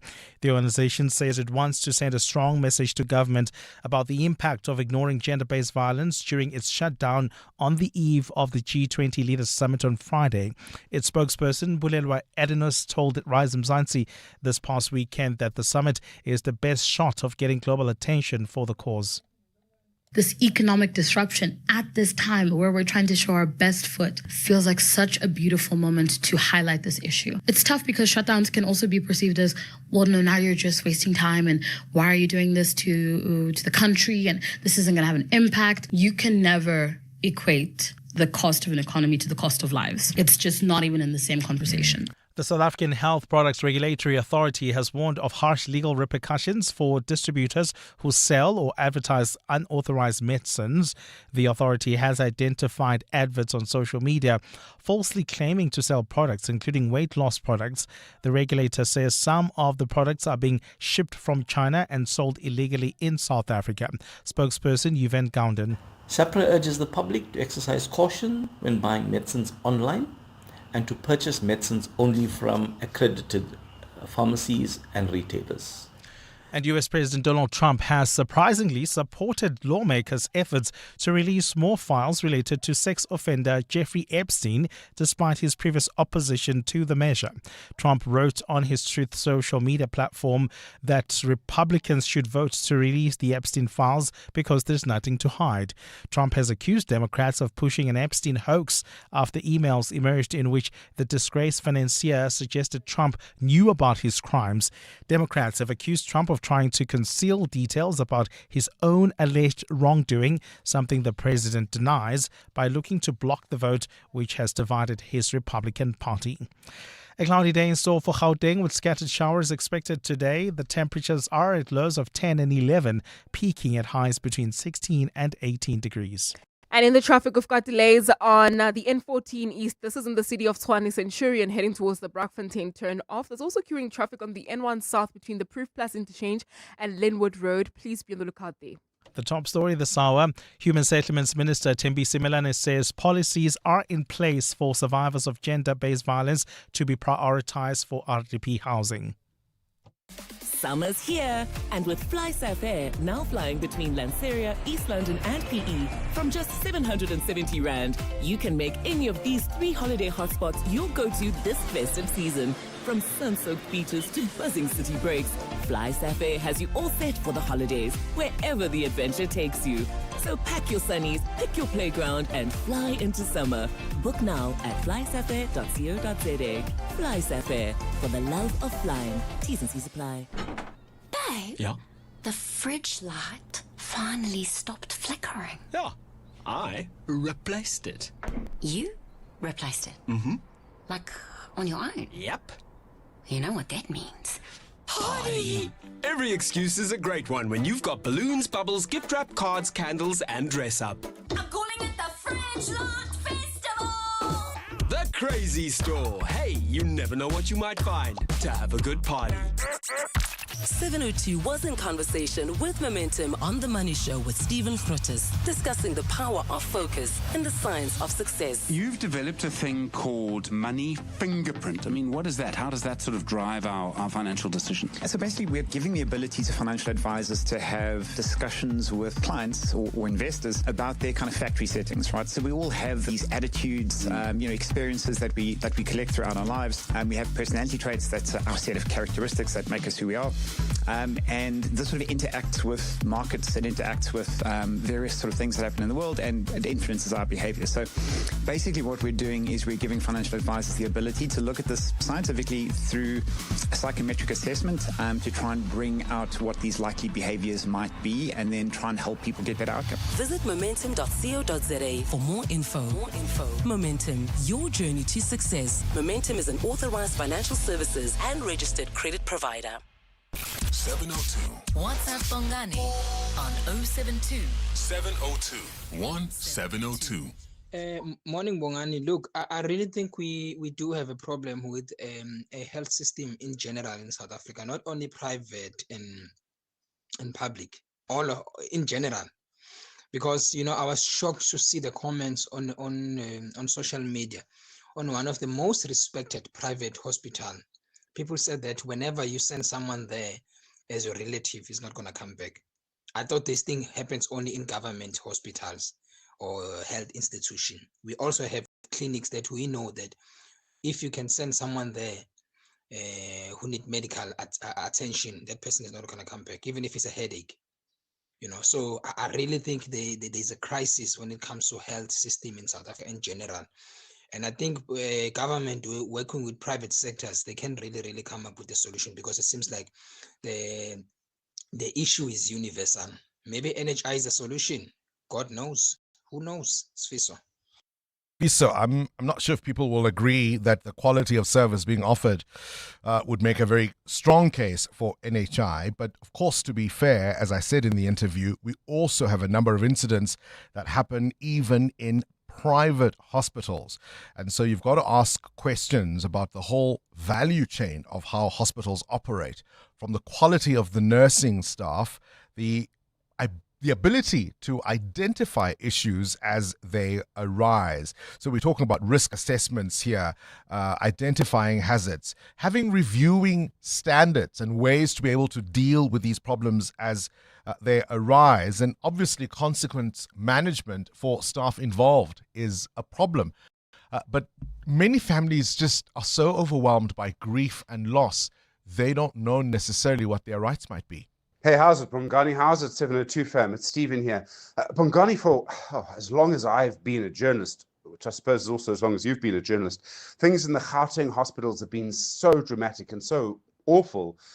And yet I never get a sense that the people or the person who is the Gauteng Health MEC is really determined to fix it, actually do something, and just get the best people in to manage it. I mean, we've had some scandalous appointments as CEOs of public hospitals. I realize it's a big problem, but surely we can be better than this. Anyway, I'll see you later. More on the B20 tonight. Cheers. Yes, indeed. We're looking forward to that. Stephen Grootes, the host of The Money Show. And as I said earlier, I mean, I've looked at these stories where you've spoken to mothers who are now having to deal with a child with severe mental incapacity over something that occurred at a hospital. How does a patient go into hospital for mental health related issues and come out with an amputated limb? How is it, even as the nurses are escalating the issue, don't realize, but hang on, darling, you didn't put the drip in correctly before we even go to the doctor?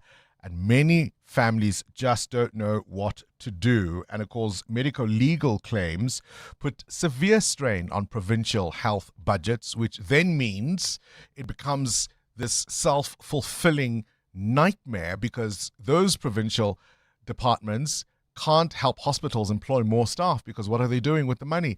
They're paying medico-legal claims. And on and on and on it just goes. 702. What's the question? What's the question is brought to you by Outsurance, a chance for you to win up to 3,000 Rand in cash. So first 1,000 Rand for the answer, and then a little later 2,000 Rand if you can give us the question. SMS out to 45142 now, and you could save on your car insurance. If you don't, ask Outsurance for 500 Rand. Tembi, so you're in Germiston. Please give us today's answer. Today's answer is Whitney Houston's My Love Is Your Love. Ooh, My Love Is Your Love. Timmy, so are you a fan of Whitney Houston? Not really, but yeah. Do you want this 1,000 rands, Tembiso?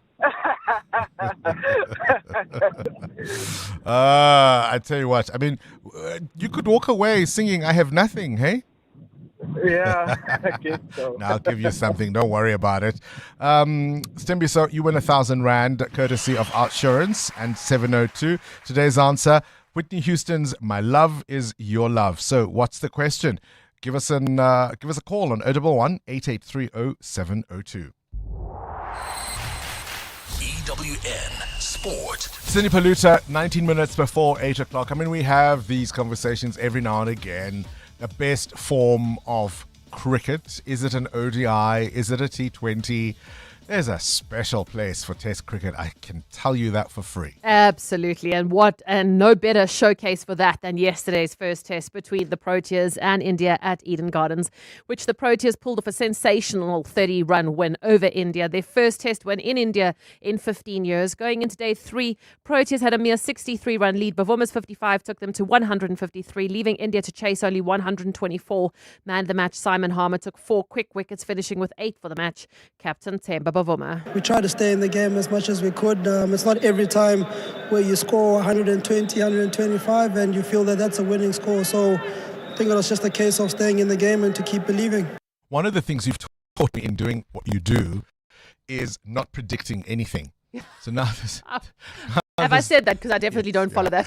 There's this little thing around because apparently one of the former Proteas cricketers, and perhaps it's best I don't mention their name, predicted an India whitewash in this series. So that hasn't aged well at all.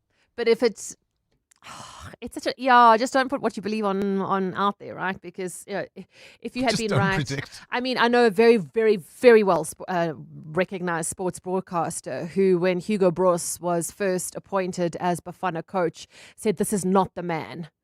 And not campaigned, but was very vocal in how Hugo Broos is not the Bafana coach. Does Hugo Broos give him interviews? Maybe he does. I haven't actually noticed, to be honest. Okay.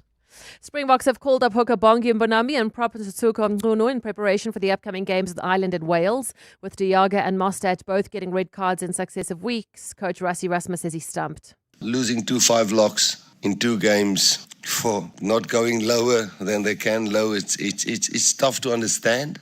And I'm not saying anybody's wrong by that, but we don't know how to coach guys more different to go lower. We are really a bit in a fix for a 2-meter guy and a 2.06-meter guy to go lower than a guy on his knee. It's tough. And to play with 13 men, yes, it was, I thought, tougher than last week. International result yesterday. Argentina came from 21 points down. They beat Scotland 33-22. DR Congo have a chance of qualifying for the FIFA World Cup for the first time in 30 years. Last night they beat Nigeria in a penalty shootout after the game was 1-1. Congo will play in the intercontinental playoffs in March. While in Europe, Portugal beat Armenia 9-1 and Norway beat Italy 4-1. Both have qualified. In tennis, Jannik Sinner defended his ATP Finals title. He beat Carlos Alcaraz 7-6 and 7-5. And in golf, Matt Fitzpatrick beat Rory McIlroy in a playoff to win the World Tour Champs after both players finished on 18 under. Rory McIlroy still won the race to Dubai. Cindy Paluta, Eyewitness News Sport. This festive, turn your family meetings into family eatings with the Nando's Festive Fill-Up Meal. A full flame grilled chicken, 2 sharing sides, 4 cheesy rissoles, 2 Cabo Societies, 2 Nando's rolls, and a 1.5-liter Coca-Cola for only $3.99 to enjoy at your place. And if your family meeting is at our place, get 40 Rand off. Nando's. Oh, what a place. All right, the Johannesburg Philharmonic Orchestra wraps up its spring symphony season under the baton of popular conductor Daniel Boyko, joined by the pianist Fyodor Orlov and soprano soloist Sipogazi Mapumulo. The program includes all kinds of masterpieces, masterworks by Bernstein, Rachmaninoff. You can join them all at the Linda Auditorium on Thursday, the 20th of November at 7:30 p.m. Book your tickets at Quicket to avoid disappointment. The Money Show. Weekday evenings at 6. I know we produce some of the world's sweetest oranges and I suppose some of the world's most bitter lemons. What really drove this strong growth? We have improved production practices at farm level, which ultimately gave us good quality fruit. We also had better coordination in terms of logistics. Dr. Boychokan Chabele, CEO of the Citrus Growers Association. The Money Show on 702. Let's walk the talk. The Money Show with Stephen Curtis is brought to you by ABSA CIB, named Best Cash Management Services in Africa at the 2025 EMEA Finance Treasury Services Awards. EWN Traffic. 14 to 8, the CWN Traffic brought to you by Citroen. On 22 November, experience Super Saturday when you book a test drive at your nearest Citroen dealership. Make your Saturday super. Delays in Pretoria. Amo? That's correct, Bongani. This is along the N1 South but towards the Flying Saucer interchange. Obviously, peak time delays there, as well as the wet weather conditions causing these delays. And if you're heading towards Tembisa, there's also queuing traffic along the R21 South. In fact, a slight backup there. Heading towards the Centurion area, we've got delays on the N14 East, just coming out of the R55 roadworks are causing these delays, and there's also peak time pressure between the Brakfontein interchange and Olifantsfontein Road. That's as you head towards Midrand. More updates coming up. Stay tuned. There's more EWN on air, online, and on the EWN app. Man, I'm super tired of my car. Super tired? Super. So why don't you take a break from it? Like a holiday? A super long holiday. Take it in another car. Isn't that expensive? No, not with the Citroen Super Saturday. You can test drive the C3 starting at 264,500 or Aircross SUV from 281,500 and take a 4-month payment holiday. Oh, those are super cars. On 22 November, make your Saturday super. Visit your nearest Citroen dealership or visit the website to book a test drive. T's and C's apply. 702. What's the question? For 2,000 Rand in cash, all thanks to Artsurance. Please tell me what's the question. If the answer is Whitney Houston's My Love Is Your Love. Let's go to Karina in Northcliffe. Karina, what's the question? What's the name of the song released today in 1998 by Whitney Houston? Not quite, Karina. You're very close. You're very close, but not quite. Let's go to Toby in Hammanskraal. Toby? What's the name of the album released on this day, on Super Tuesday, 1998? Yes, indeed. That's the album that came out. So many others, of course. Mariah Carey's Number Ones, The Prince of Egypt soundtrack. I think Garth Brooks also released something. All those artists in 1998 deciding this was the day to release their albums. And what a fantastic release. I think it was Whitney Houston's last really, really great studio album. Toby, congratulations, my friend. You've won yourself 2,000 Rand in cash, all thanks to Artsurance and 702. And perhaps just a little reminder of what we're talking about.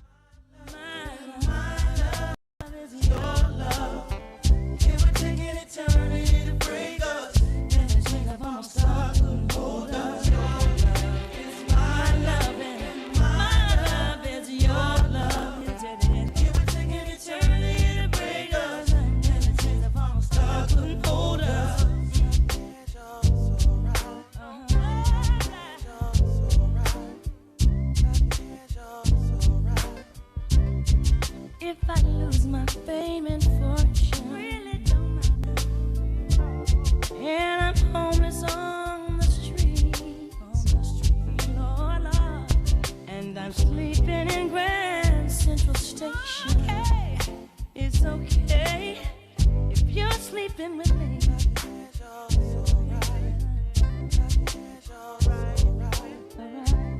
As the years they pass us by, we stay young through each other's eyes. And no matter how we get on, it's okay as long as I got you, baby.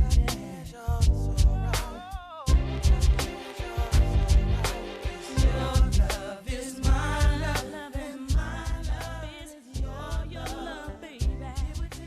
You could spend 10 minutes trying to fix the office printer or get a 10-minute quote from OUTsurance that could save you thousands on your car insurance. For her 2025 Hyundai Exter, 65-year-old Helena now pays only 398 Rand a month. And for her 2024 Haval H6 4x4, 50-year-old Priya pays just 1,178 Rand a month. Ready to get more out of your car insurance? SMS out to 45142. That's out to 45142. OUTsurance, licensed insurer and FSP. TCs and information online.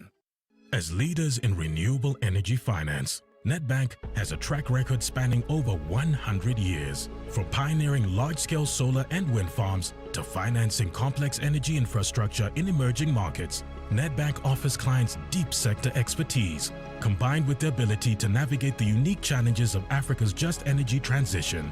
See money differently. Nedbank. Nedbank is a licensed FSP and registered credit provider. You are not dreaming. You are repeating. Insurance, pineapple. Insurance, pineapple. Insurance, pineapple. Insurance, pineapple. Pineapple FSP 48650 is underwritten by Omart Insure Limited, a licensed non-life insurer and authorized FSP. Betway is taking you to dizzying new heights in one of the world's most popular games, Aviator. Place your bets and watch the multiplier climb higher and higher. Pick the right time to cash out and stand to win millions on a single bet. It's all possible from the palm of your hand.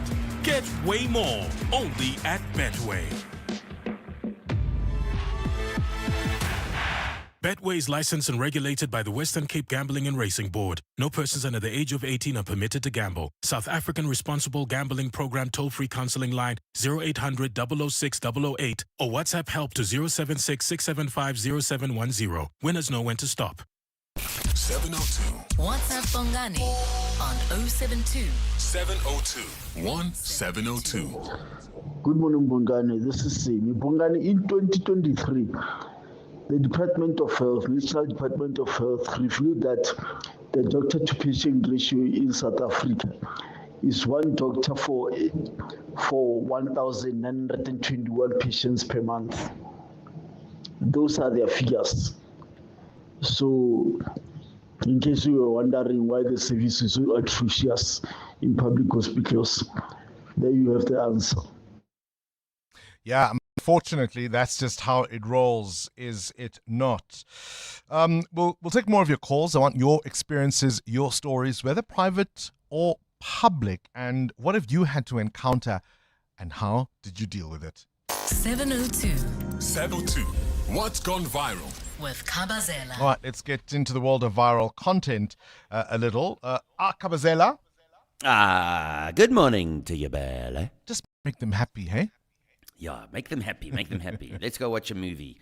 I want to watch X and you want to watch Y. So whose movie do you go to? Or do you decide to go to each on your own? So you go watch one and I'll go watch one. And that's what this couple did. So they went to go to the movies, and this woman posts the video of her husband walking from the theater where he went, and she's from the theater that she went to. And she says, marriage is going to the movies together, but seeing different movies because we don't want to see each other's movie. And touched a nerve with some people, I must say. Some people saying, may this love never find me. Others are saying that this is a healthy way, dealing with people's different interests, and they see no issue here. And then a lot of people are saying that codependency is sad, guys. I mean, if you can't do things without your partner, then you're in a bit of an issue, I would imagine. So, yeah, I wanted to ask and chat about this one this morning, Bongles. Do you like to do things without your partner, especially if it's completely different interests?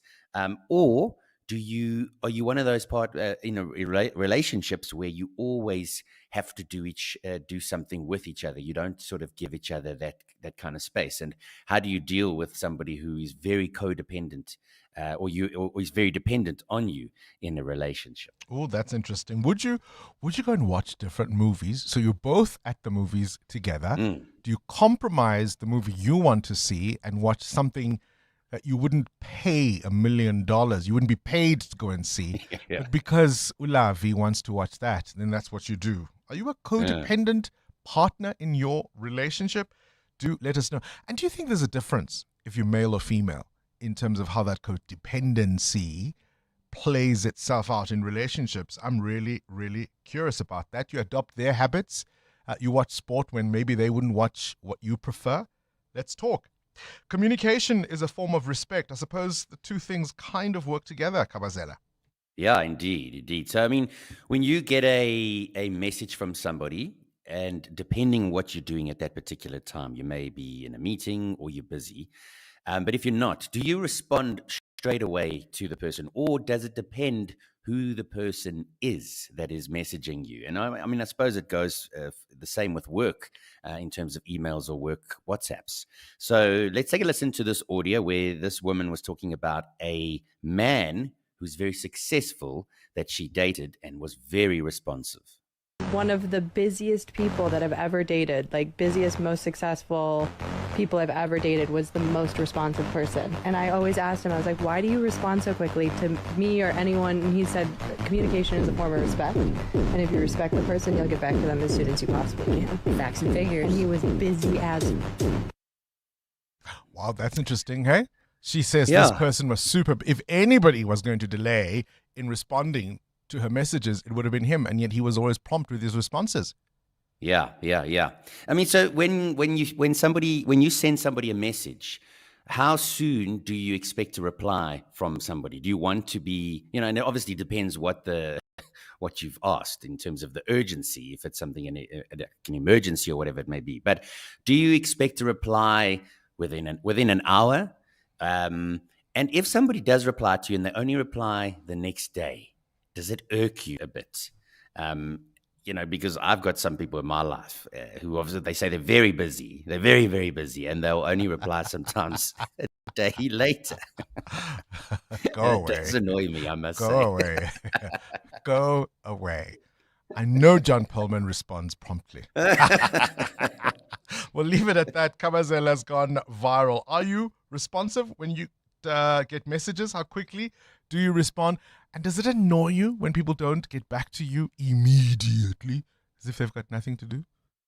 702 Feedback with Rupfiwa Kone. Rupfiwa Kone, Yebo. are you a fast responder to messages?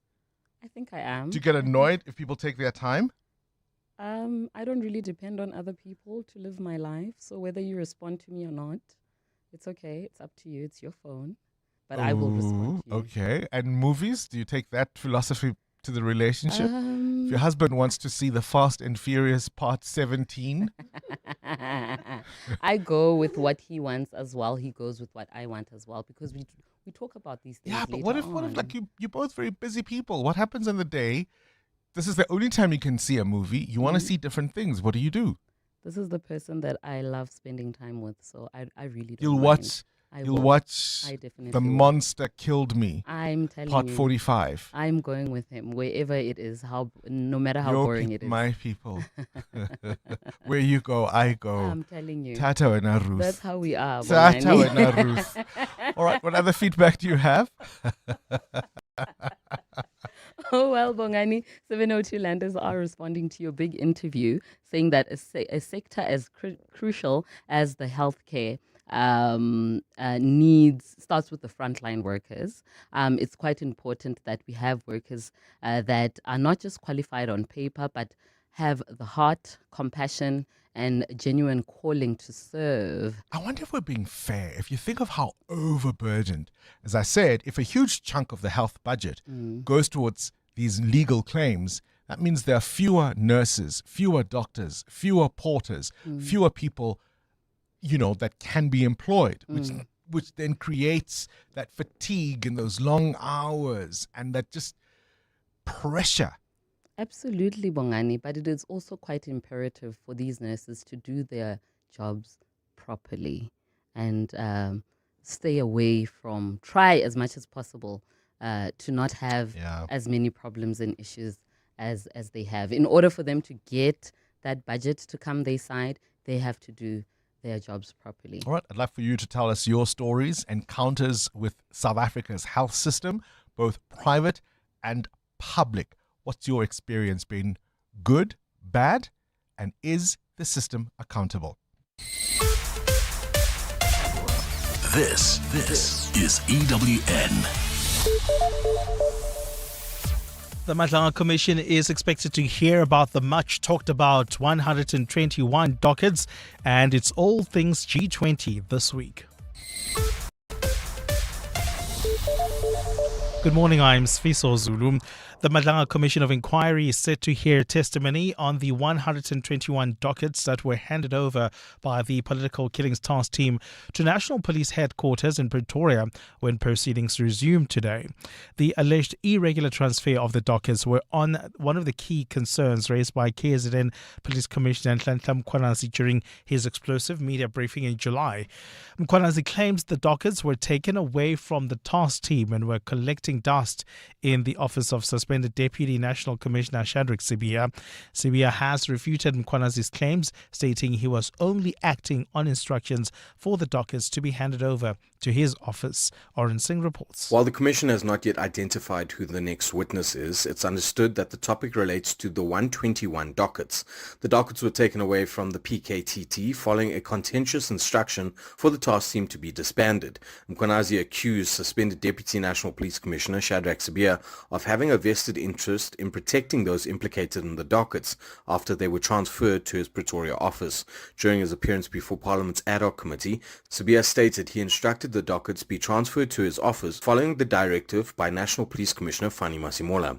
In August, Masimola confirmed that the dockets, 107 of which relate to cases of murder, had been handed back to the PKTT to continue with their investigations. Aryan Singh, Eyewitness News. An inquiry into the fitness to hold office of Johannesburg's prosecution boss Andrew Chauke is set to begin this morning.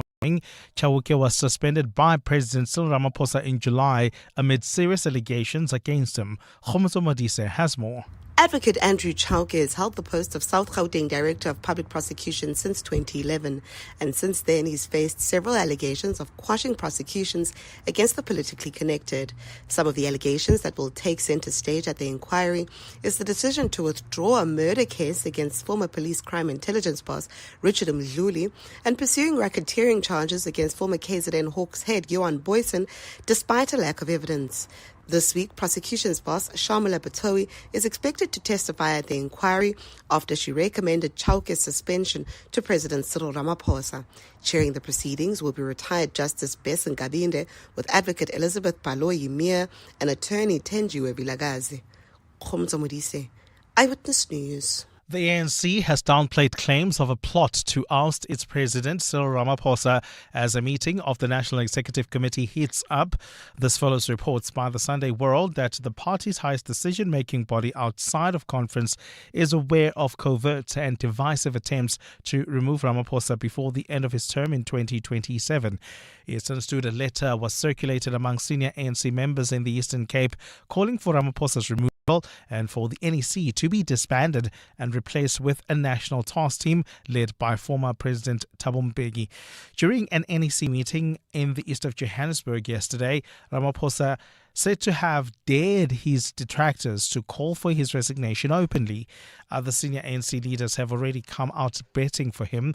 Acting ANC spokesperson Nomnceba Mhlauli addressed the claims at a media briefing on the sidelines of the meeting. Our term ends in December 2027, and our term will end with President Cyril Ramaphosa as the president of the ANC, where he will then be handing over. There is no departure lounge. President Ramaphosa is the president of the ANC. Whatever other rumors that are there, we cannot speak to or verify for any other reason. And the government says it's all systems go for what is arguably the most important event on the country's calendar this year as the G20 heads of state prepare to meet later this week. South Africa assumed the year-long G20 presidency at the end of last year, making it the first African nation to host the bloc. There are several meetings expected to wrap up before the Leaders Summit takes place at Nasrec over the weekend. This includes the G20 Sherpa meeting, which is already underway, and the Social Summit, which kicks off tomorrow. Minister in the Presidency, Khumbuzo Nchaveni. But you've got leaders of the most influential countries, those who run the economy, 20 influential countries, those who run the economy of the world, congregating. And it's important that the civil society movement, the social partners come in and say what is their voice, what is their view. Because it's not only governments that decide the future. It's also ordinary citizens that must contribute to what decision makers do. Gold is trading at $4,057.46 an ounce. The rand is at 17.10 to the dollar, 22.48 to the pound, 19.84 to the euro. Brent crude oil is at $63.78 a barrel. And in the traffic, we've got delays in Tembisa along the R21 North. This is due to roadworks approaching Olifantsfontein Road. Delays coming out of the R25. Please use the N1 North if you're heading towards the city of Tshwane. You can use the N1 North through Midrand. While traveling on the Mike 1 North, we've got delays between the Kilani Bends and Corlett Drive. An accident has been reported there. And in your sport, the DR Congo clipped the Super Eagles' wings, winning a penalty shootout to end Nigeria's World Cup qualifying dreams. Proteas bowler Simon Harmer says the team's self-belief and determination carried them to a 30-run win over India in the first test. And the Springboks have called up Mbonambi and Ngunu for the upcoming games with Ireland and Wales. A cloudy day in store for Gauteng with scattered showers and thunder showers expected. The temperatures will peak at highs between 17 and 18 degrees. The top story in EWN this hour, the Madlanga Commission of Inquiry is set to hear testimony on the 121 dockets that were handed over by the Political Killings Task Team to National Police Headquarters in Pretoria when proceedings resume today. EWN, in touch, in tune, and independent. For the latest, visit ewn.co.za or download the EWN app. This is Breakfast with Bongani Bingwa on 702.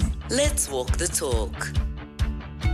7 minutes after 8 o'clock, we're taking your calls on 011 883 0702. Your WhatsApp voice notes on 072 702 1702. Muteo Haripe asked the question a little earlier on. Do you celebrate the small wins or do you wait for the big one? Muteo, what's your answer to your own question? Are you somebody who marks every moment or do you wait for the madaz?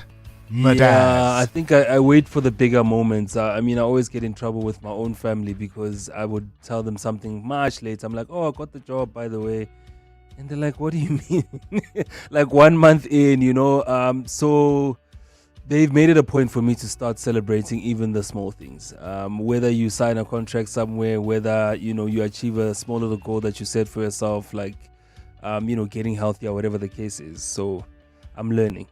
I've also learned, yes, you can celebrate the small wins, but not with everyone. Right?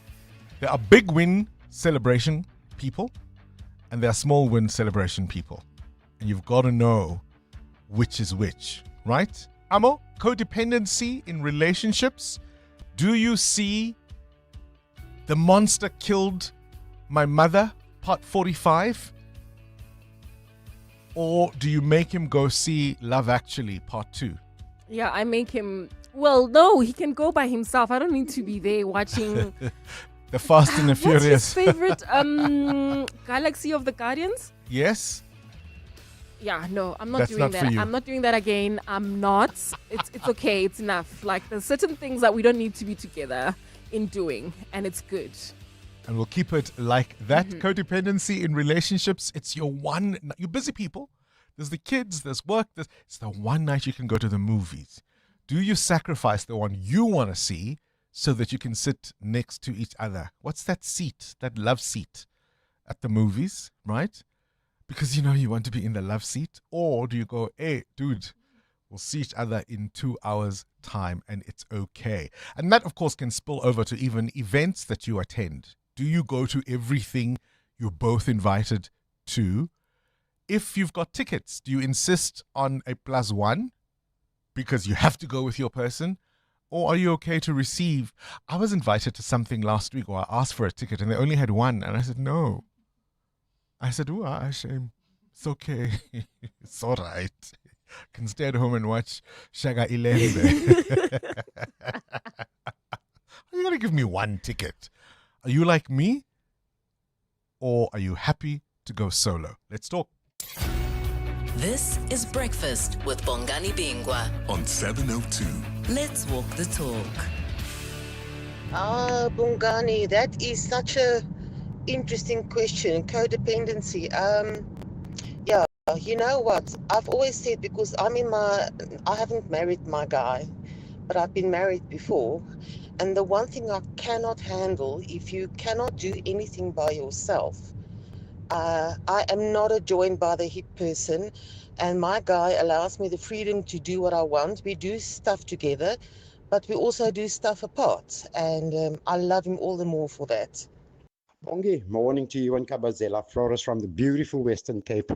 Yes, Bongi, I've said it many times. I'm happily married for almost 5 years now, and yeah. My wife likes to watch soapies, and I don't. So I plan around it. I'll go and do something else outside or inside of the house. When I watch sports, she planned, and then she is doing something else. There are things that we are watching together. Remember, before you were a marriage unit, you are individuals with your own interests, and respect that and compromise. Have a good show. Bye-bye. Yeah, I 702. When it comes to responding so quickly or whatever, don't Bluetooth me when it comes to WhatsApp. Don't Bluetooth me and then the next thing you say, no, I was busy, I didn't respond to you immediately. So what did you Bluetooth? It means you saw my message and then decided not to respond. So don't Bluetooth me, leave it gray area like that. And then I'll understand maybe, yeah, you are online, but you're not busy with the WhatsApp. But you Bluetooth, and then the next thing you come the next morning or the next day or whatever, and then you say, no, I was busy, I didn't respond to you. No, come on. You're lying, you didn't want to. Communication is a form of respect. One of Kabazela's videos, of course, this woman says she dated one of the busiest people she knows, and he was always prompt in responding to her. And she said, hang on with the schedule of like you've got. And he said, listen, communication is a form of respect. Do you get annoyed with blue ticks? I struggle because I don't always. I've seen your message, I've read it, Yeah. but I'm not necessarily in a. So, for example, right now I'm live on air. My phone is next to me. I can see your message, I can read it and make a note that, okay, I'll get back to you. But I'm not in a position at this very moment to respond to your message. We're live streaming on YouTube. My bosses are watching whether I'm actually focusing on the show or responding to your little message. No. But do you respond eventually? At some point I will. Okay. But I'm also over 50. I might forget. And that's okay. I think you're using that generously. So, Bongani, you go to the movies because you want to spend time together in the movies there. So if you don't want to spend time together in the first place, so someone can watch the movie that they want. Does it make sense? So if you decide to go and watch movies, okay, you go. But if you decide to spend time together, then that's what this thing is all about. But if you were not even planning time to spend time together, then just to watch movies separate, you can do that. It still works. So I don't know what's the fuss. Maybe I am codependent, hey? There are times I don't want to watch other people on a screen. I want us to talk. Right? I don't consider going to the movies spending time together. You spend 2 hours, you are absolutely quiet. You're watching somebody else's life or drama or comedy, whatever it is, unfold. Movies are not time spent together. It's a shared experience, yes, but it's not time spent together. I'm happy to go to the movies or watch a series with you if I feel that we have been spending time together and talking and da-da-da-da-da-da. Am I wrong? No, I think being together at the movies is also quality time, even if it happens in silence. Because what if I want to watch something and you want to talk to me? Those are very tricky things to get through. I know. Make space for that as well. Watching a movie is not spending time, guys. It's a bare minimum. No, Bongani, it is spending time together because after watching that movie, then you will be having discussions about it at lunch, you know. You've run out of topics. No, you haven't. It's part of the conversation. It's part of things that makes the conversations interesting. All right, 702 Land. Am I wrong? Am I wrong? You tell me. EWN Traffic. It's a 8:15, and this EWN Traffic is brought to you by Outsurance. SMS out to 45142 now, and you could save on your car insurance. If you don't, ask them for 500 Rand. Amo? Well, Bongani, heading towards Melrose, we've got an accident on the Maikwa North. It happened near Coilet Drive. Delays coming out of the Kilani Bends, about a 15-minute hold up there. Please be on the lookout and drive with care. If you were traveling on the R59 North, we still have got some delays between Swashkopis Road and the Reading Interchange. That's due to an earlier accident, but I guess the biggest delays this morning are along the N12 East between Kliprivier Drive and the Reading turnoff due to that earlier accident. About a 20-minute hold up along this route. If you are heading towards Alberton, Germiston, as well as Bedford View, please use the M2 West as well as the N17 East as an alternative. More updates coming up. Stay tuned. There's more EWN on air, online, and on the EWN app. You could spend 10 minutes waiting for that video to download. Or get a 10-minute quote from Outsurance that could save you thousands on your car insurance. SMS out to 45142. Like 48-year-old Felicity, who now pays a low 836 Rand a month for her 2020 Hyundai Tucson. With Outsurance, you get the legendary out bonus that pays you a percentage of your premiums back if you're claim-free. SMS out to 45142. Make today the day you switch and get more out. After switching, 31-year-old Palisa now pays only 926 Rand a month for her 2024 Kia Sonet. Ready to get more out of your car insurance? Get a quote today. And if Outsurance can't beat what you're currently paying, you can ask for 500 Rand. Make that 1,500 Rand if you've been claim-free and with the same insurer for 3 years. Savings or cash, you have nothing to lose. SMS out to 45142. That's out to 45142. Outsurance, licensed insurer and FSP. TCs and information online.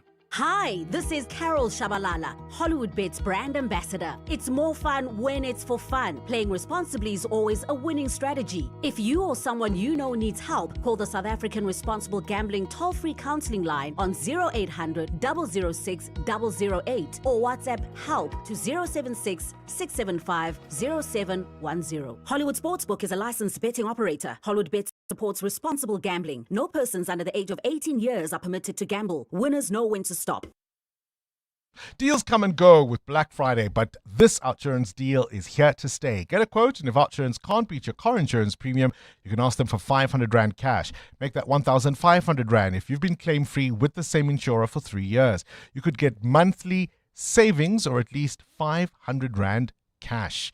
So SMS out to 45142. That's out to 45142. Outsurance is a licensed insurer and FSP. You know what success looks like. Now discover why focus is the driving force behind every success story. Catch 702 in conversation with Momentum on The Money Show with Stephen Krutters every Thursday, discussing the science of success. Step into the mindset of top financial achievers and discover how your thinking, behavior, and focus can shape lasting financial success. That's 702 in conversation with Momentum. Thursdays on The Money Show with Stephen Krutters. Momentum, your journey to success on 702. Momentum is an authorized financial services and registered credit provider. You're with Bongani Bingwa. 702 weekday mornings, 6 to 9 a.m. Taking your calls up next, we speak to the DA's Jack Bloom about the health issues in Gauteng. But Villa, you're in the West Rand. Quickly, you want to say codependency. What am I missing? Yes, you are missing the point, Bongani. Going to the movies is part of quality time. And remember, quality time is not only spent talking, it could also be observing. Watching a movie of common interest. It could be a particular topic that you are discussing with your partner, and you want to go and observe it, and then you come back and share notes. So, it's not always that quality time can be defined through interaction. Just sometimes quite intimacy is part of You think I just talk too much, maybe, Villa? Maybe that's my problem, hey? Yeah, no. You do notice. So I'm a talk show host. Yeah, sure. All right, cheers. Appreciate that call. Jack Bloom joins us. Some of the information, of course, that we shared with you was in part because he asked a question and got a reply from the Gauteng Health MEC, Nomantu Ngomo Ralihoko, who spoke about some of the cases that go wrong in public health in this province. You've been watching this movie for a very long time, Jack Bloom, and I suspect you're not surprised. Well, unfortunately, I am not surprised. There's been an inexorable upward trend. I asked they call them serious adverse events. I've been asking this every year for a number of years. 5 years ago, they were under 5,000. Now it's well over 7,000. And I think there's clearly problem hospitals. You have to compare, like-size hospitals. Obviously, the larger hospitals are going to have more events than the smaller hospitals. But Chris Hani Baragwanath Hospital sticks out like a sore thumb. And it's a matter of leadership and management. The CEO of Chris Hani Baragwanath Hospital should never have been appointed. According to an Auditor General report, she lacked the qualifications and experience. I mean, they've got a staff of 6,000, a budget of more than 4 billion rand, and you put the wrong people in charge. Now, I think that happens at lots of other hospitals as well. Currently, the head of the Gauteng Health Department is suspended. The Premier should never have appointed him in the first place because he was under investigation by the SIU for allegedly participating in a bribe. So, the rot starts at the top, and it's an absolute albatross in this province, and the Premier, I think, is to blame, and the Health MEC. We need to have changes at the very top. Stephen Crotus, my colleague, made the point that we've seen so many scandals over the years that predate this MEC, that predate this Premier. And I mean, I can give you the litany of scandals. You know them well enough, Jack Bloom. And it doesn't feel that there are necessarily any consequences. It takes extraordinary processes to get people to account. If you can remember the likes of Danny Mahlangu, for example, it so much has to be done to get somebody to even answer, never mind account for what goes wrong. And this movie is on repeat. Well, that's the tragedy of it. It's together with education, the largest budget in the provincial budget, and it's seen as a golden pond that people just fish in to get their, to suit their own needs. I mean, that's why we saw the corruption at Tembisa Hospital. It's not limited to Tembisa Hospital. I think it's all over the place, and there is political protection. And because it's a very large budget, people, have their own scams and they protect it. That's the truth of it. So until we have major changes at the very top, unfortunately, we can get more scandals. And of course, people at the bottom suffer. You go to any hospital and you'll see the long queues, the broken equipment, and of course, the increase in medical negligence. Imagine if that 2 billion rand stolen from Tembisa Hospital was actually spent in the hospital. I mean, it really is the crux of the problem, because then it becomes the self-fulfilling nightmare, because as money is taken away from providing healthcare to patients who really need it and settling legal cases or indeed buying skinny jeans and that kind of nonsense, then it puts more pressure on the staff that are in the system, that do get overburdened, that do get overwhelmed, and at some point really just stop caring because no one seems to care about them. Well, you're absolutely correct. I mean, that's the tragedy of the whole thing, that instead of these huge medical negligence payouts, it should be, properly in the system. But I also want to just highlight another point.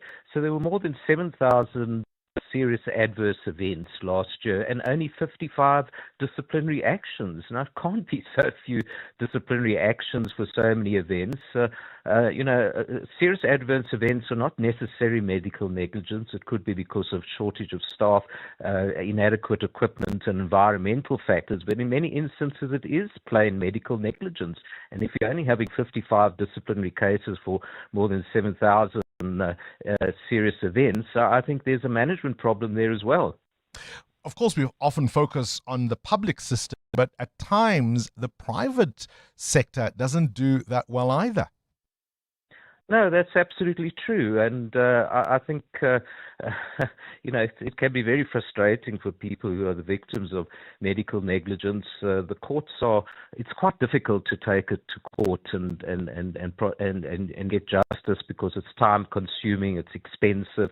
I'd like to see some more emphasis on mediation actually, because court processes can be very frustrating, and I think there needs to be another way of dealing efficiently and speedily with medical negligence cases, because it's of huge distress for people in both the private and the public sector. Anyone who's ever lost a relative or suffered because of medical negligence knows how difficult this whole process is. And of course, patients go to hospital to get healed, not to get harmed. That's the crux of the problem. Indeed it is. Indeed it is. People pick up they got these super bug resistant drug. You can pick up a drug resistant bug in some of these hospitals, and that can be very serious indeed. Jack Bloom, we'll leave it there. The DA's Jack Bloom there commenting on the issues in public health in Gauteng. 702, The World View with Adam Gilchrist. Elsewhere in the world, let's go to Adam Gilchrist now. Adam, good morning to you. Let's start with these mass protests in Mexico. Do we have people? Oh, there we go. There we go. We lost you for a second there. So let's start there. Adam, once again, good morning. Morning. Yeah, 120 people injured in protests that became clashes. It seems inevitable sometimes, although the protests were essentially about stopping violence. So it's perhaps a little ironic that violence broke out.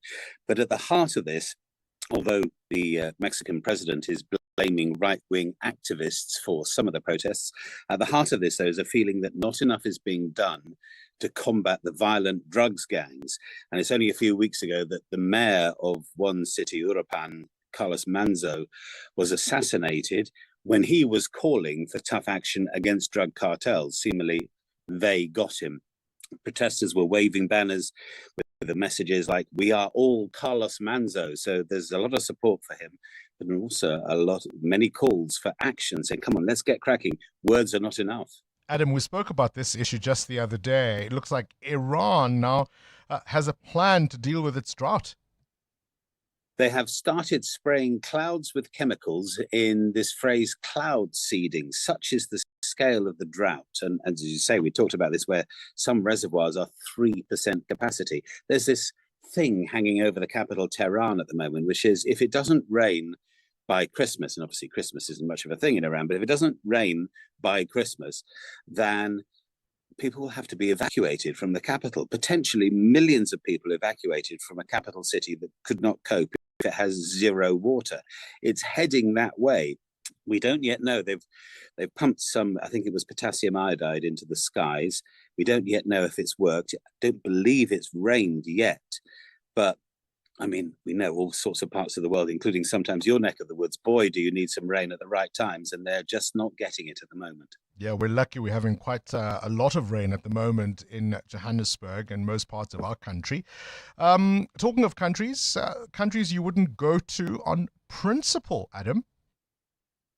Yes, although, I mean, there could be other reasons, but it does look absolutely like principle is being put before price, that Canadians are staying away from the United States. For the 10th month in a row, there's been a decline in Canadian visits to the United States. Air travel has dropped 24%, car travel has dropped 30%. Overall, spending by Canadians in the US is down by 3%. It might feel like drop in the ocean stuff, but America is also reporting that other nationalities appear to be staying away. Is it all about Donald Trump's tariffs? The anti-Canadian rhetoric may also be a thing for Canadians in particular. Maybe there's also the cost of living crisis thrown in there. But do you know what? Money talks, Mr. President. And if it's true that by the end of the year, the American international tourism trade will go from $170 billion to more like $140 billion, they will feel that. Yeah, I can't say I'm in a rush. I've been to the US many times and I love being there. I can't say I am in any rush to go back. Certainly not whilst Trump is in the White House. That would be my view. Adam Gilchrist with this morning's Worldview. EWN Business. I love this word, Mateo. Richemont. They are very rich at the moment. Yeah, Richemont. They have more rich. Living up to their name, Richemont sales have improved, boosted by better than expected demand in the Americas, Middle East and China. The luxury goods firm recorded better performance at its jewelry division, climbing 14% in the 6 months ended in September. The owner of Cartier and Van Cleef & Arpels recorded a growth in operating profit, up 7%. Richemont has withstood the luxury downturn better than most rivals, helped by the appeal of its high-end brands. So hopefully when the SARB meets, more riche for us. Hopefully, the South African Reserve Bank's Monetary Policy Committee will sit down for its last meeting for the year to decide on the country's latest interest rates. This will be the first meeting since the Treasury officially announced the 3% inflation target. Some analysts expect a 25 basis point cut, while some expect the SARB to opt to keep rates unchanged to usher in its new target. Currently, the repo rate sits at 7%, with the prime lending rate at 10.5%. All right, give us a little lowdown. I mean, everybody's going to be G20ing this week. Give us a sense of some of what we can expect. Yeah, this is, of course, the first G20 summit held in South Africa and the African continent. Some of the key G20 recommendations for the 2025 meeting include advancing an inclusive energy transition by addressing energy poverty and mobilizing finance for clean energy, especially on the continent. A change in the economic rules, things like ratings agencies, things like loans, and the amount of interest rates that are placed on African countries. Those are some of the recommendations that are on the table for discussions. Intellectual property frameworks that need to change for emerging economies as well. So I think with South Africa's presidency and the continental presidency, the main spearing ahead is the raising, of course, of funds, but also the treatment fairly when it comes to trade and the economy. Look, Standard Bank is going to be hosting the B20 South Africa Energy Mix and Just Transition Task Force. We'll speak to Sim Chabalala, I think, this Wednesday. So that's a conversation I'm looking forward to. Where's the rand? Rand at 17 Rand 11 cents against the US dollar. It's not budging from around that mark. It's been at 17 Rand 10 cents for the past 3 hours. 19 Rand 84 against the euro and 22 Rand 49 cents against the British pound. Price of gold at $4,056 an ounce, or platinum it's at $1,539. Brent crude at $63.78 a barrel. Stephen Grotes with more this afternoon. Do you think Matteo, by April it will be at 16.52? Okay, I'm too clever for that. All right, Sfiso Zulu. Let's just talk about what's the latest in the news. Thanks, Bongani. Good morning. Chief of the South African Navy, Monde Lubisi, has raised some questions about what he believes could be a deliberate attempt to weaken the army. Lubisi says budget cuts in the Navy and the rest of the South African National Defence Force have made it increasingly difficult to prevent illegal activities at sea, including human trafficking and the drug trade. Lubisi made the comments while speaking at the SA Navy Gala concerts in Pretoria over the weekend. The unpatriotic and what appears to be a sellout posture of defunding the SA Navy and the SANDF in general leaves me with a question of whether the people behind what I would like to call nonsense, if they are not busy with a mission to privatize the SA Navy and the SANDF.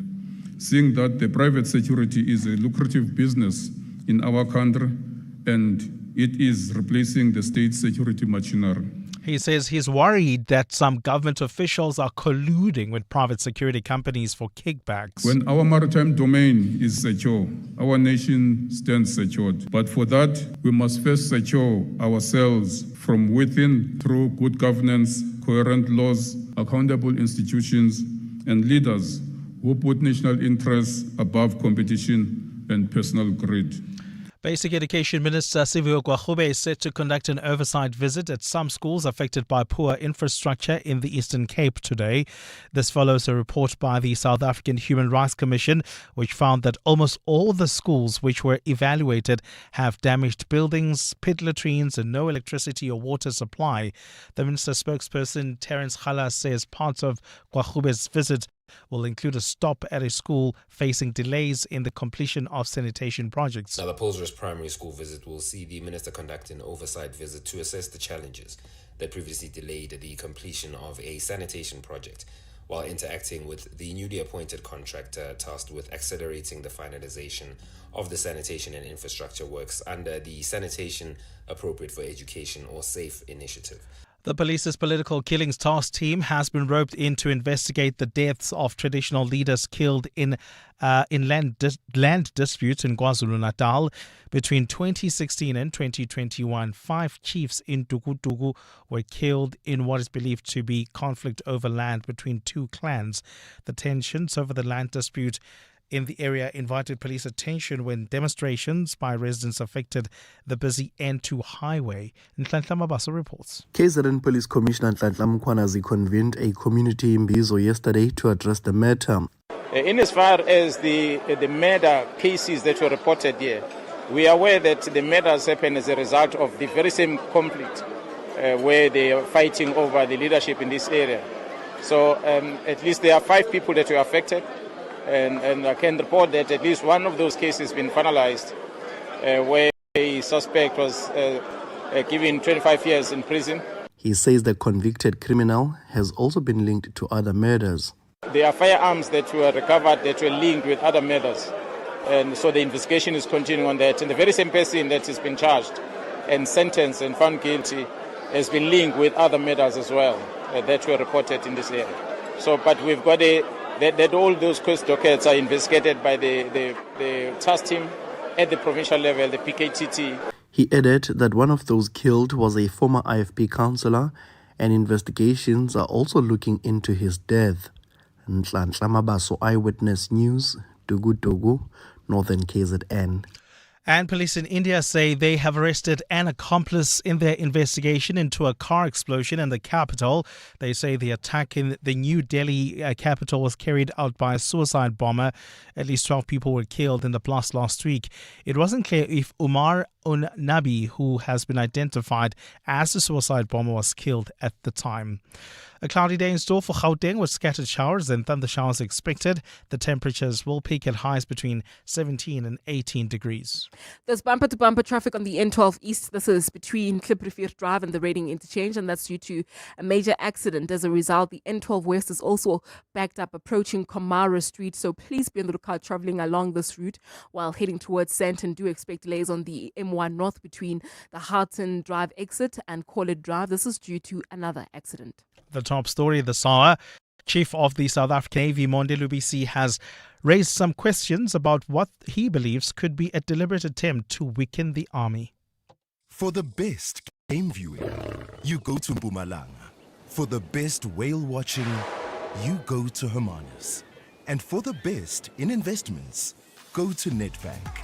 Earn up to 7.6% interest with the Nedbank Just Invest account and access your funds within 24 hours. For better returns, go with Nedbank. See money differently. Nedbank. We're a licensed FSP and registered credit provider. T's and C's apply. Why wait? Sell your ride now and enjoy instant payment with a seamless experience. We Buy Cars isn't playing when it comes to buying cars. It's faster and easier than you think. Curious about what they'll offer? Visit webuycars.co.za today. Looking for your next ride? Explore a massive range of cars, bikes, boats, bakkies, and more, online or in store. We Buy Cars, the best way. Step into a world of unforgettable experiences in Dubai. From luxury beaches to underwater adventures. From authentic traditions to futuristic museums. Make it a Dubai adventure to remember with Emirates. Fly to Dubai from one of 3 gateways in South Africa. Start your holiday the moment you board with delicious regional meals, complimentary drinks, and up to 6,500 channels of entertainment. Fly Emirates. Fly better. 702. WhatsApp Bongani on 072 702 1702. Bongani, we can complain all we like about this doctor-to-patient ratio in our hospitals, but nothing's going to change until we deal with something in research called, the dark figures. Now, these are the figures that are unaccounted for. I'm talking about immigrants now who are in the country illegally, so they're unplanned for. They are unaccounted for, yet they are entitled to each and every single service that an ordinary South African is entitled to. Whether you go to education, you go to hospitals, whether you talk about water or electricity. So we need to face that reality so that we can contain our numbers and deal with what we have within the limited resources that we can amass as a country before pretending that we can cater for the whole continent. Good morning, 702. Good morning, Bongza and the listeners. Bongza, my situation was a very traumatic one. On March this year, I took my wife to hospital for checkup, but if she ended up being admitted, what is even worse, when I went to visit her, she's an epileptic patient. I found her on the stretcher, that she could fall when she turned to the left and right, and simultaneously she did fall, and up to this day she's not okay. So Baragwana Hospital, that's the treatment we got. Really very bad treatment at Baragwana. Anonymous in Sloboville. Thank you. Greetings, Bongani. Kenny here. You know, I think we have a serious crisis, especially when it comes to nurses. They don't take instructions, trust me. At some point, I was admitted. So, in the midst of my admission, and then, you know, I started coughing. So, this nurse just comes and says, no, but the doctor didn't prescribe any cough mixture. And then she started to give me a spoon of a cough mixture. Tell you what, I coughed worse. So, when the doctor came, you know, how to protect her. And recently, again, my wife was admitted. And this nurse starts to, you know, go against the doctor's decisions. I think they are not taking instruction. I think it's something that we must pay attention into. Thank you. Great show. Thank you, Kenny. Nurses is his concern, not taking instruction. Anonymous, his wife, who was an epileptic, was unrestrained on a stretcher, and as a consequence, he says, fell and wasn't attended to. The first voice note dealing with public health, blaming foreigners and the pressure they might place on the system because they were not budgeted for. And while that might be a factor, I don't dispute it. But again, as Jack Bloom asked, 2 billion rand lost at Tembisa Hospital. Can you imagine if we weren't busy buying lazy boy chairs and skinny jeans for a hospital and wasting 2 billion rand? How much would that factor even be an issue? EWN Sport. All right, Cindy Paluta, let's talk FIFA World Cup qualifiers. Yeah. Who's in, who's out? Is Dr. Congo? Dr. Congo shocked Nigeria, winning a penalty shootout after the game finished 1-1, ending the Super Eagles' hopes of qualifying, while the DR Congo will now play in the Intercontinental Playoffs in March. Tonight, a win for Scotland over Denmark seals them automatic qualification, while the draw is enough for Denmark. Austria also only needs a draw or more against Bosnia-Herzegovina. Last night, Portugal thrashed Armenia 9-1 with 3 goals from Fernandes to qualify, along with Norway, who cruised past Italy 4-1. There was 2 Holland goals there. India captain Shubham Gill remains in hospital under observation after leaving the field on day 2 of the first test with neck spasms. He didn't bat in India's second innings when they needed to defend just 124 and lost the Proteas by 30 runs on day 3 of the first test. Man of the match Simon Harmer took 4 wickets in each innings, finishing with 8 for the match.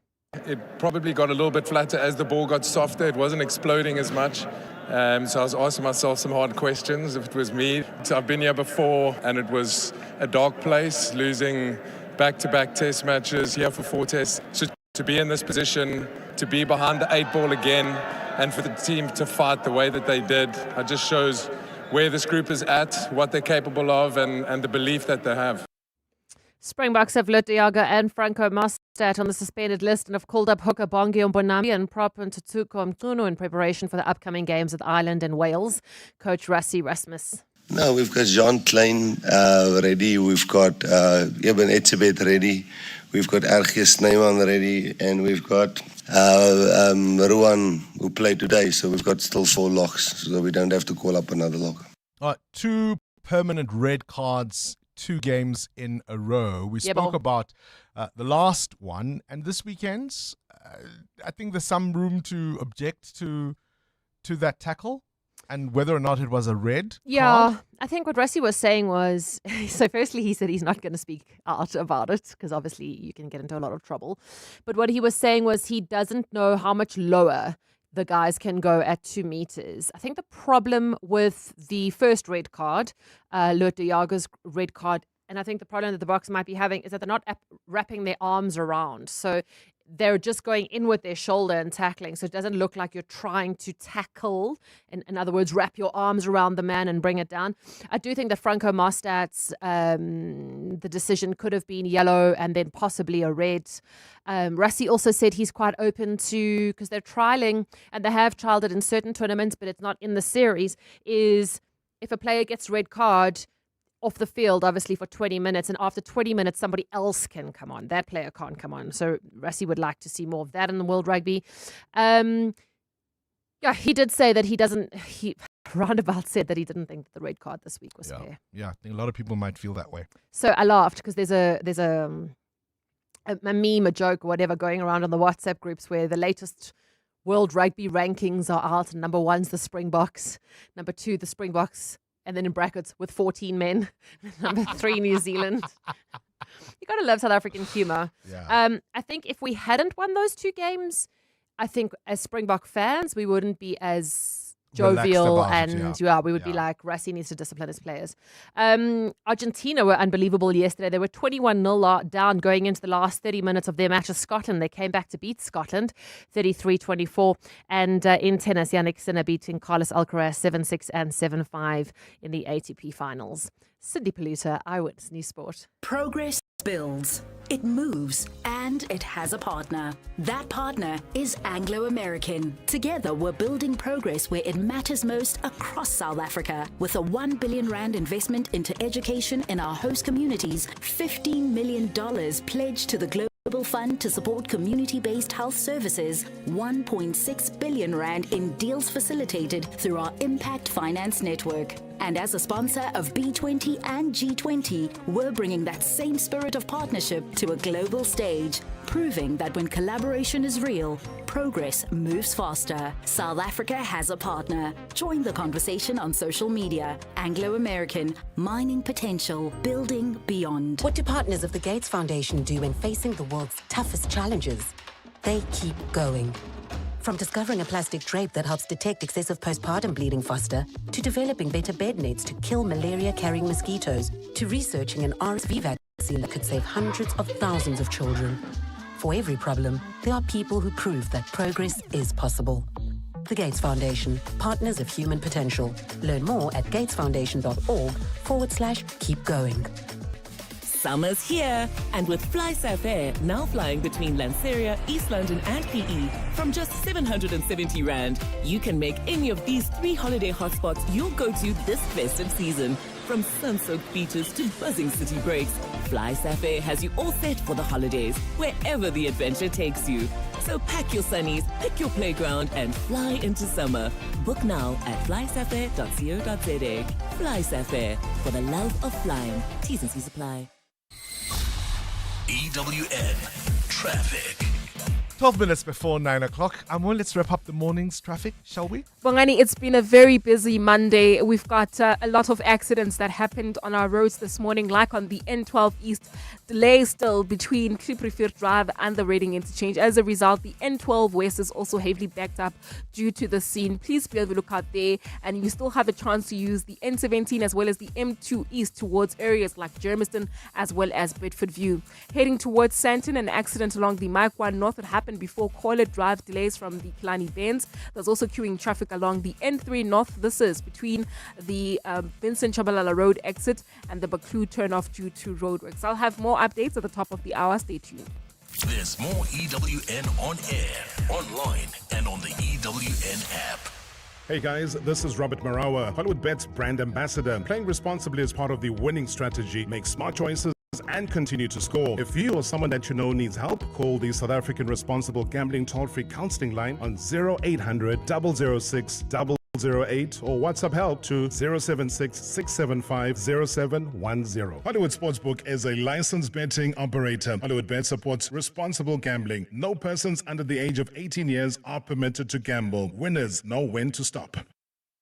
Smart Steve from Momentum. Hello.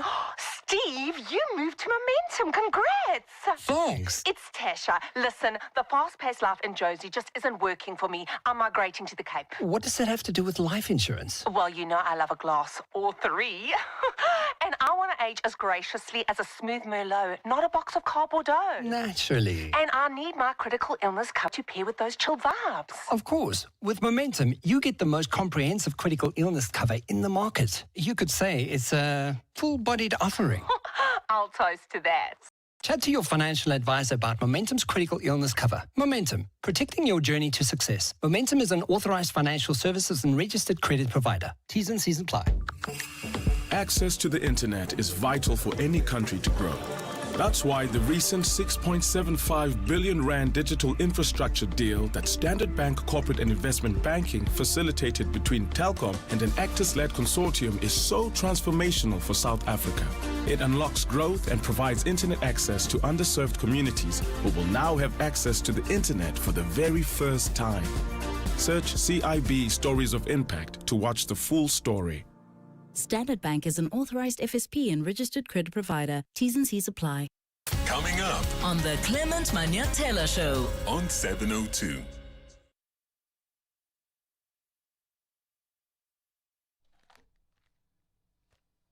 Time now to reflect on what's coming up on the Clement Manyatela Show between 9 and 12. Good morning, Clement. Good morning. What's on the show today? Coming up on the show today, we're going to start with the 702 open line. We'll talk about the G20. This is a very important thing for us, and I wonder what our listeners think we should leverage from this great opportunity. I've got my thoughts that I'll share, and I want to hear what the listeners think, how the listeners think we can leverage. I also want to hear if the listeners are benefiting economically in some type of way, like the hospitality industry, for instance. Are we seeing a boom? Like in the security sector, are Uber drivers expecting a busy activity this week? So that's what we're going to discuss on the 702 open line, including the remarks by President Cyril Ramaphosa at the NEC meeting, daring his detractors to tell him to his face to resign. At 10 o'clock, we're going to have a conversation about this certificate of debt that the Auditor General has issued against the municipal manager who must now personally pay back 4.6 million rand. Because often when there are these, whether it's a transaction that didn't go well in the municipality or there has been overpayment, the problem then becomes no person actually pays back the money. Yeah. Look, even the people who have signed off. off. I said earlier, I'll laud her for this, but I think this should be the norm.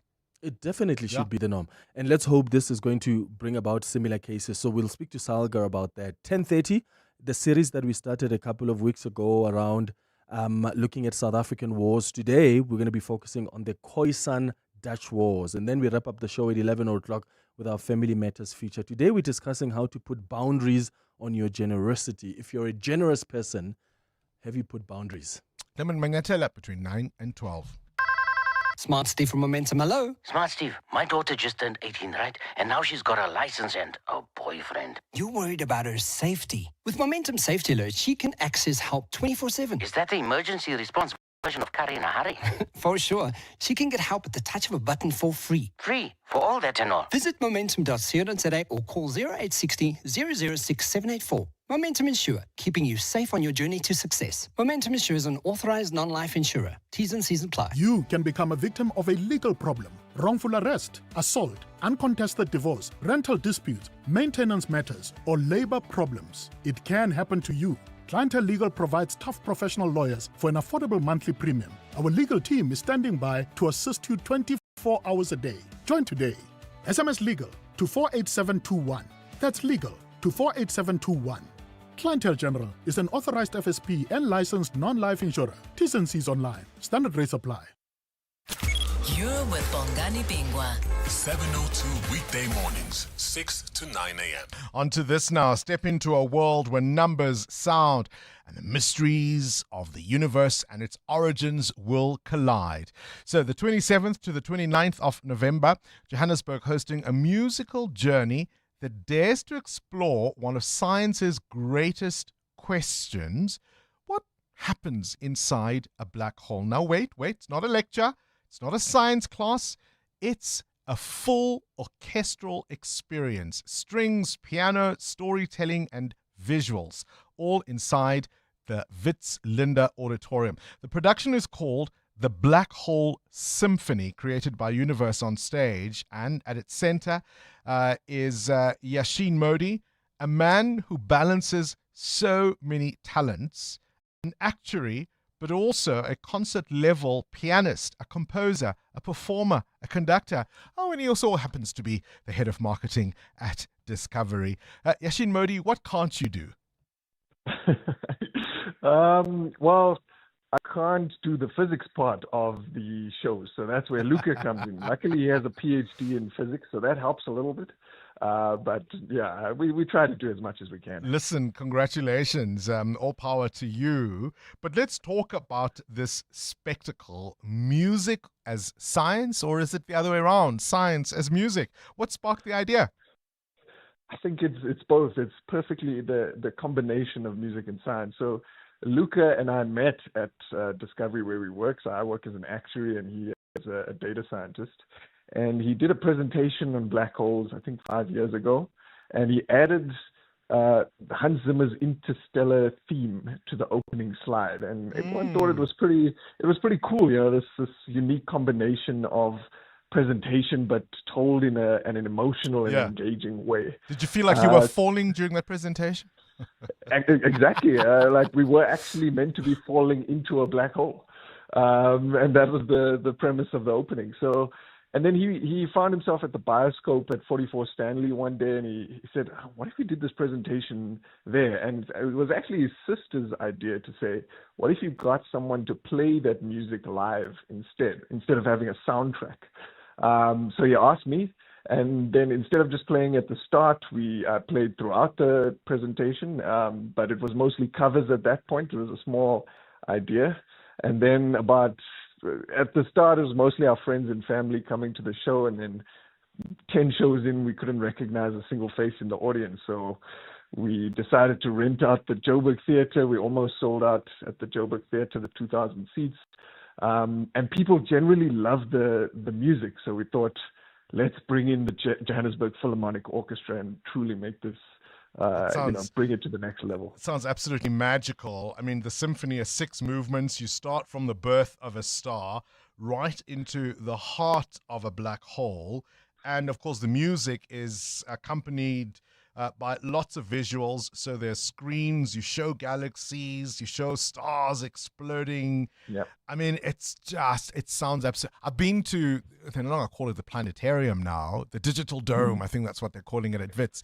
And it's that kind of thing accompanied by great music and the full orchestral experience. I can't think of a more magical night. It's exactly that. I mean, actually were part of the opening of that planetarium, and so we showed some visuals there with the music, and we actually also recently collaborated with the Joburg Ballet. And I think what people find truly engaging about these shows is just like, as you just described, it has every possible element to it. It's got the visual, it's got the music, it's got the story, and we interweave them in such a way to keep the story truly really engaging throughout. And yeah, one of the things that fascinates me is that question of whether we're alone in the universe, and the answer I can come up with is because of the vast distances and just the sheer scale of the universe, I suspect we're not. But even if and in fact, even if we're not, we just will never know. Exactly. I agree with that. I mean, what I found truly interesting about the story we're telling here is that is actually the role of black holes in our existence, in the sense that they regulate the universe and galaxies in such a way. They sit at the center of galaxies, and then they regulate the formation and death of stars in such a way that solar systems can be relatively stable, and because of that, life can emerge. And we had an interesting question. We did a presentation and a show at the actuarial convention a couple of weeks ago, and one of the actuaries asked, I mean, you talk about the extremely low probability of us existing. Yeah. Yet the law of large numbers says if the universe is infinitesimally large, surely that guarantees the existence of life. And I think it makes sense mathematically, exactly according to what you're saying. Yeah. But Luca's response was interesting. It says, just because of that, in almost our inevitable existence, doesn't take away from the sheer beauty of it, I think. And that's what we really talk about in terms of how black holes contribute in this magnificent way to our existence. I mean, for me, it's one of those things that at once shows you how insignificant we are, but at the same time shows how wonderful it is to be alive and to be a part of this world and this universe. It's happening at the Linda Auditorium. It's called the Black Hole Symphony. Make sure you get your tickets. It's the 27th, the 28th, and the 29th of November from 7:30 p.m. 2 hours of sheer spectacle, and you can get your tickets at Web Tickets. Yashin Modi is, of course, a part of it. Actuary, composer, performer, and a marketer. What can't he do? Let's walk the talk. 702. What he can't do is give me that minute back of the Clement Manyatela show, which starts now. This is EWN. Good morning, I am Sfiso Zulu.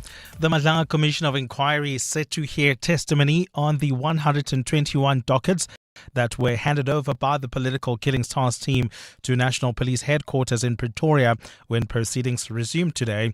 The alleged irregular transfer of the dockets were one of the key concerns that were raised by KZN Police Commissioner Nhlanhla Mkhwanazi during his explosive media briefing in July. Mkhwanazi claims the